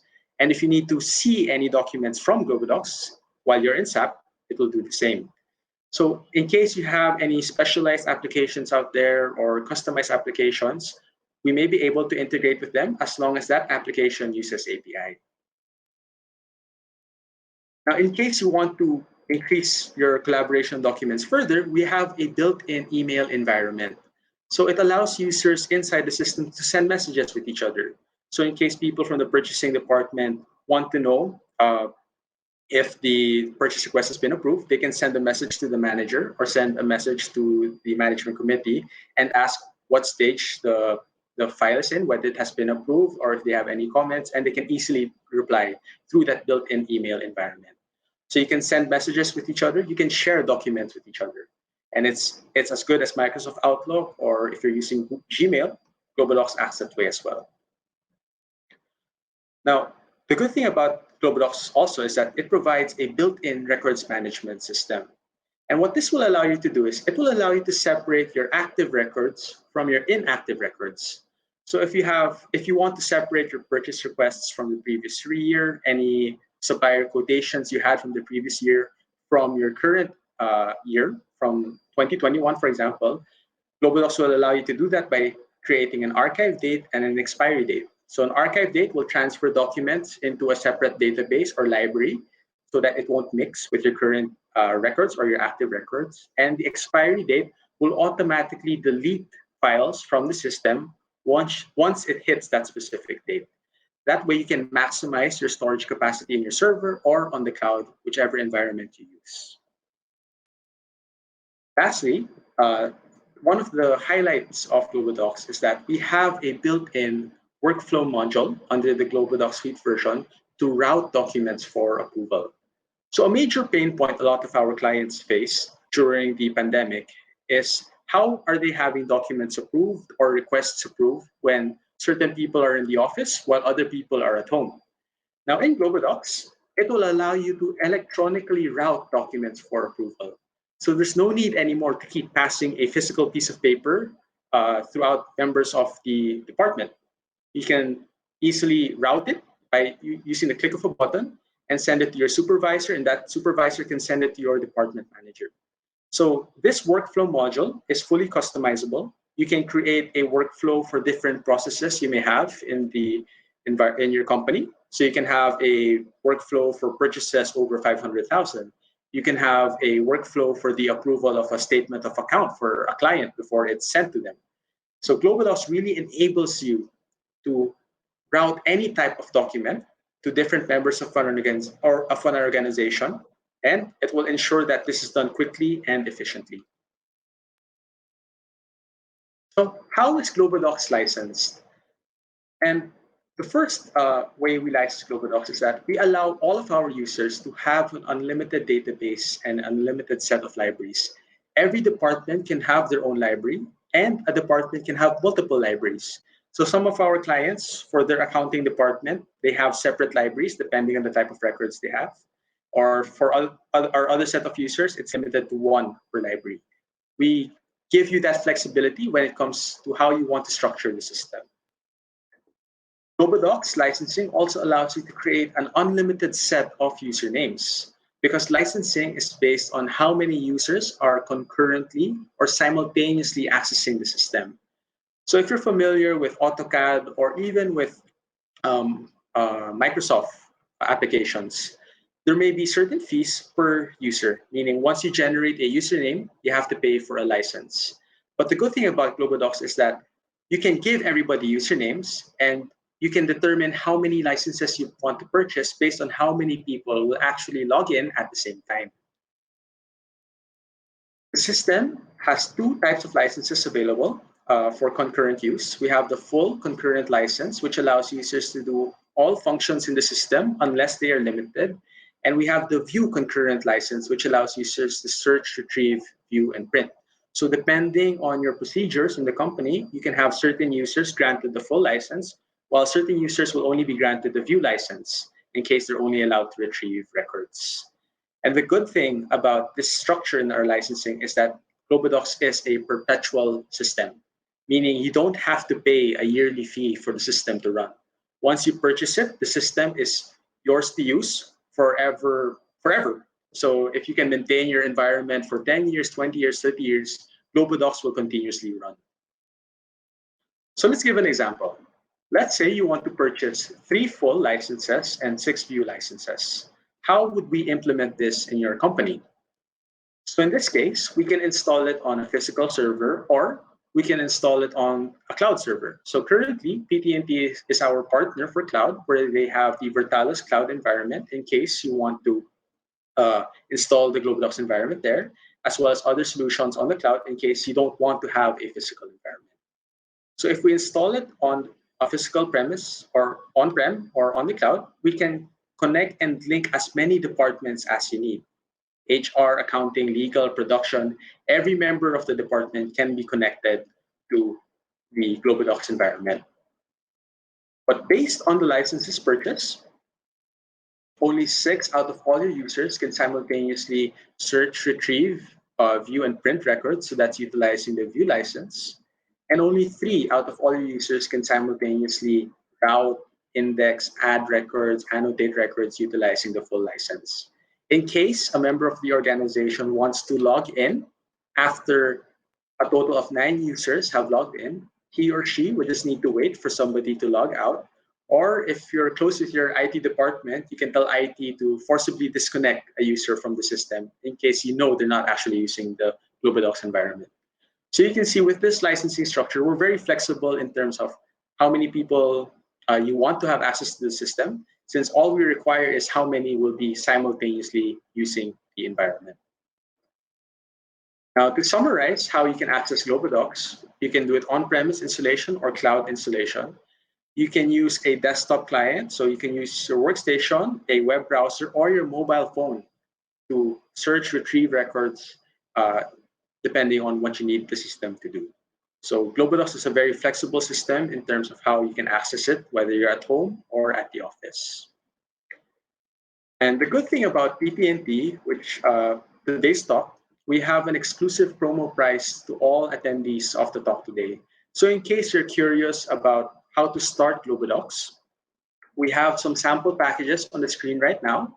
You can start off with 1 full license and 3 view licenses in case you want to start off small, or 3 full and 3 view in case you want more members of your company to have access to the system right away. And if you upgrade to the suite version within a year, so the suite version of GlobalDocs includes workflow, web browser access, API, email environment, and records management system. All you will need to do is pay a slight fee in order to upgrade to the suite. So this is a promo price exclusive to members of our attendees of the webinar today. And in case you want to start and you want to understand more about the system, you can contact PT&T, your account manager, and we'll be happy to do an in-depth demo so you can actually see how the system works. So to end my presentation, we'd just like to show you our partial list of GlobalDocs users in the Philippines right now to show that it's not just a new system. Worldwide, GlobalDocs is being used by over 80,000 companies. And in the Philippines, we have users across various types of industries. Some are in the manufacturing industry as well. Some are in education, some are in healthcare. And what we'd like to show in the screen right now is it doesn't matter what type of organization you are, whether you're a private company or a government organization, GlobalDocs can be easily implemented at your office, whether on the cloud or on-premise, and we can help you adapt to this digital age by making sure you are more efficient in terms of managing and retrieving and routing your electronic records. So I'd like to thank you for your time, and I'll turn over the floor back to Karen. All right, thank you, Vince, for that detailed walkthrough of just how much digitization can make an impact for all of our partners' businesses. Now, before we get to the Q&A portion, before you send all of your questions to Vince, I would like to remind our audience to complete our survey. You can find the link in the chat box and have the chance to win one of the three 5,000 peso gift certificate from Digital Walker. All right, so let's get to the Q&A portion. So type in your questions on the chat box. Okay, so I already have one ready. How does having a document management system contributes to office efficiency? Okay, that's a good question, Karen. So the main way it helps you increase your efficiency is in terms of how you're able to search and retrieve your records. So there's no need anymore to have paper floating around on your desks. You can use keywords or the index fields that you have to find the records you need and easily share this and distribute this with other members of an organization. So we are helping you go to a paperless environment where you can easily use an electronic copy to route between members of a department or members of a company. Okay, thank you, Vince, for answering the first question. Now to the next one. For manufacturing companies like us, where should we start our digitization efforts? Okay, so that's a good question also. A lot of our clients face this problem when they think about digitizing their records. So the first step is really identifying what records you currently have, maybe in your storage room or in your office right now. And you need to determine whether or not you really need to maintain a copy of this. So for a lot of financial documents, yes, you need to maintain this. And the next question is, how far back do you want to go? how far back do you want to start your digitization? Because we first start with what we call your back files. So if you think your records from the 1980s, 1990s, or early 2000s are still important and you'll still refer to them, you can start there and work your way backwards. And then as soon as you've caught up with digitizing your back files, you can then move on to your current files, so your day forward files. As soon as you generate records, if you have a scanner or a service provider like PT&T to digitize your records, you can easily digitize them on the spot and then upload them into the system right away. So you usually begin with your old files, as long as you can identify the most important ones that you need to have digitized first. All right. Okay. Thank you for that tip, Vince. For our last question, how can you make sure that the documents are secured when placed in Globodocs DMS? Okay, that's another good question. So there are two ways Globodocs protects your files. First is internally. So through our role and privilege matrix, you're able to control what users can see, what files they can see, and what they can do to those files. And the second way is externally. So through our encryption standards, we're able to guarantee that your files will not be seen by users outside of the system or outside of the company. So we're able to ensure that we have the complete history of that file from when it was placed to what's currently being done to it through the audit trail. And you're able to, of course, generate reports based on these security features in case you want to see the complete history and submit this to management, or share this to the respective authorities of the company in case they want to know what's really being done to that document. Especially nowadays, we have what we call a data privacy officer in a lot of local manufacturing, a lot of local private companies. Okay, thank you for that, Vince. I'm pretty sure there are more questions out there from our audience. So feel free to just send them in through the chat box and we'll respond to them. Okay, now thank you again, Vince, and also thank you to Steve for your insightful and informative presentation on digitization for manufacturing and also Industry 4.0 for Steve. So we are going to take a very quick break, and I would like for you guys to take this time to answer the survey for a chance to win one of the three 5,000 peso gift certificate. It's an EGC from Digital Walker, and we will be raffling these off after the short break. All right. So please be sure to be back, and we have prepared videos for you to watch, guys. In case you're staying, so enjoy.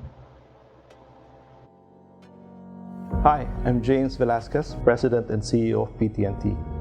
I have been in the IT services business for over 3 decades, helping companies navigate their digital transformation journeys both in the Philippines and in Asia.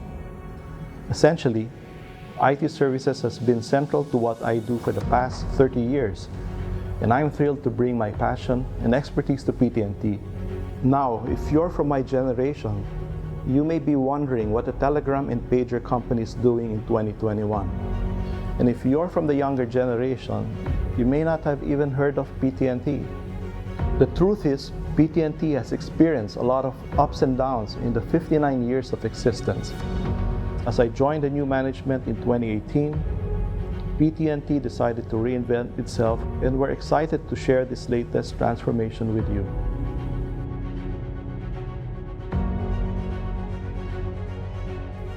We're here to connect everyone through high-speed broadband and fiber internet. Today, across the Philippines, we have over 18,000 kilometers and still counting. Fiber optic cables reaching speeds of up to 1 gigabits per second. But we know that high-speed connectivity is just one piece of the puzzle. For businesses to succeed in today's world, they must transform digitally. When things can be done quicker, better, and more securely, it is difficult to ignore such options in the workplace. This is especially true when they also happen to be cheaper as well. In my previous work at IBM, we helped a lot of large enterprises harden their IT infrastructure and optimize and scale their businesses. Here at PT&T, we want small and medium-sized enterprises to know that there are attainable and affordable IT options for them as well. Our services encompasses the full scope of IT solutions, from large enterprises to SME clients, connectivity and infrastructure, to system security, and software of all kinds, whatever your business objective.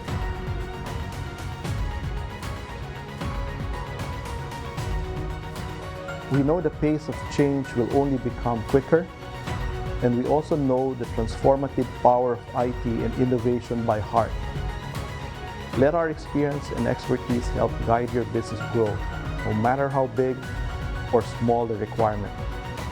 Together, let's go beyond connectivity. Let's work together to find a solution for you. Sign up now for a free consultation with our ITS experts to help you with the right IT solution for your business goals.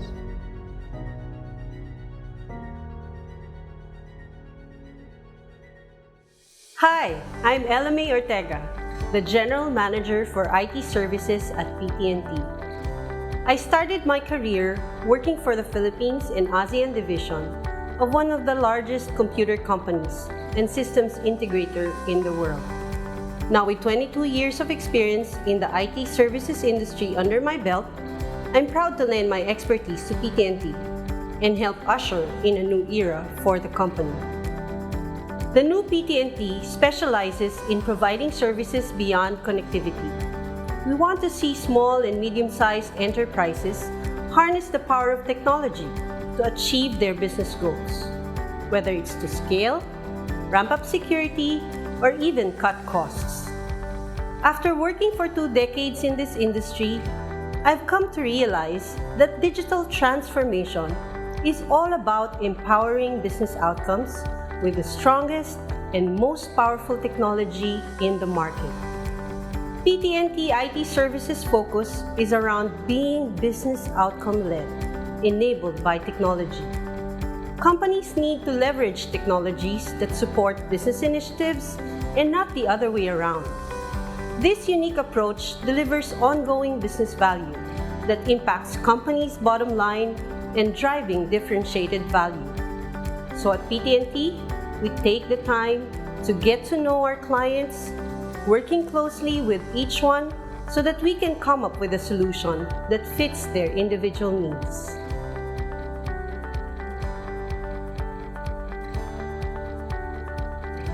At PT&T IT Services, we have a 3-pronged approach: scale, secure, and specialize. To truly help our clients grow, we lay down the groundwork in terms of connectivity and IT infrastructure. A house is only as strong as its foundation after all. Then to keep your house safe, we provide an integrated approach to security with a range of services including firewall systems, DDoS protection, and endpoint security.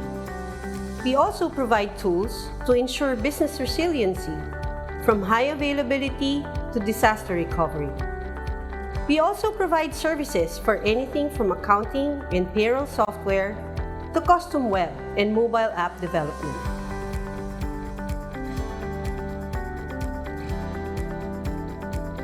Who wouldn't want to be a part of the new PT&T and pave the way for digital transformation in the Philippines? This company stands on a history of innovation since 1963. PT&T has built on a culture, track record, and corporate tradition of competitive independence and technological innovation. Just the mere thought of building the new IT services team to complement PT&T's connectivity business, the opportunities are endless. And so when PT&T reached out to me and offered me this job, I accepted the challenge with enthusiasm. And personally, the patriot in me wants to be a part of PT&T, a company that has been an essential part of the Philippines' national development.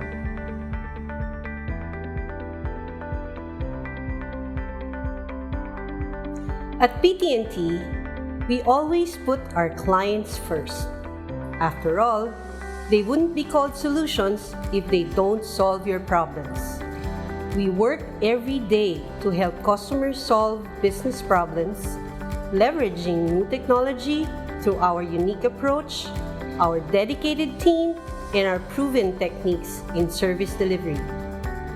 In that vein, please think of us as your personalized external IT manager. Our services are tailor-fit to help you reach your business goals. No matter the size of your budget, whether you are a large enterprise or a smaller business, there are solutions out there for you. Our solution specialists are experienced and certified in many things IT. Talk to us and book a free e-consultation now.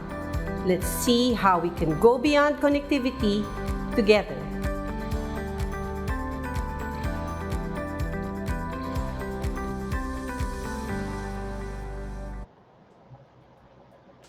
Welcome back to PT&T webinar, the role of IT and connectivity in the future of manufacturing. We now go to the most awaited portion of the webinar. So, without further ado, let's call on the winner of the 5,000 peso EGC from Digital Walker, and the winner is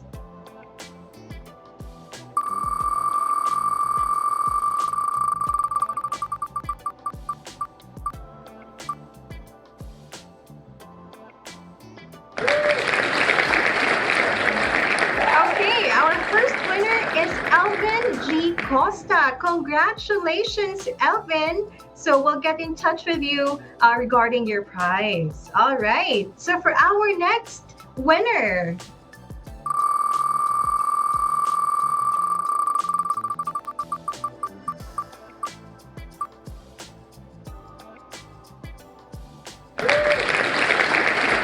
congratulations, Mark Joseph Francia.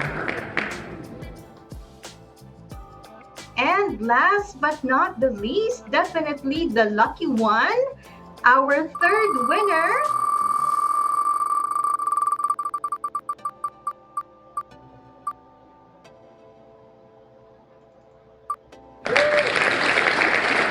okay, congratulations to, can we make it a bit bigger? Is it? Okay, sorry, John Ver Mallorca. Okay, congratulations, John Ver. You are our third winner of the 5,000 peso gift certificate from Digital Walker. Yeah, and congratulations to all of our winners. We'll get in touch with you for the prizes. So thank you to all of our guests, partners, and participants for joining us today as we took a glimpse at the future of manufacturing. And join us again for the next part of our webinar series, which we will be announcing to you very soon. PT&T will also gladly speak to you or a representative of your company if you'd like to know more about our available internet and IT services today. Or you can also simply message us. Okay, our IT can help you definitely drive your business. Okay, so thank you once again and have a wonderful rest of your day. Bye.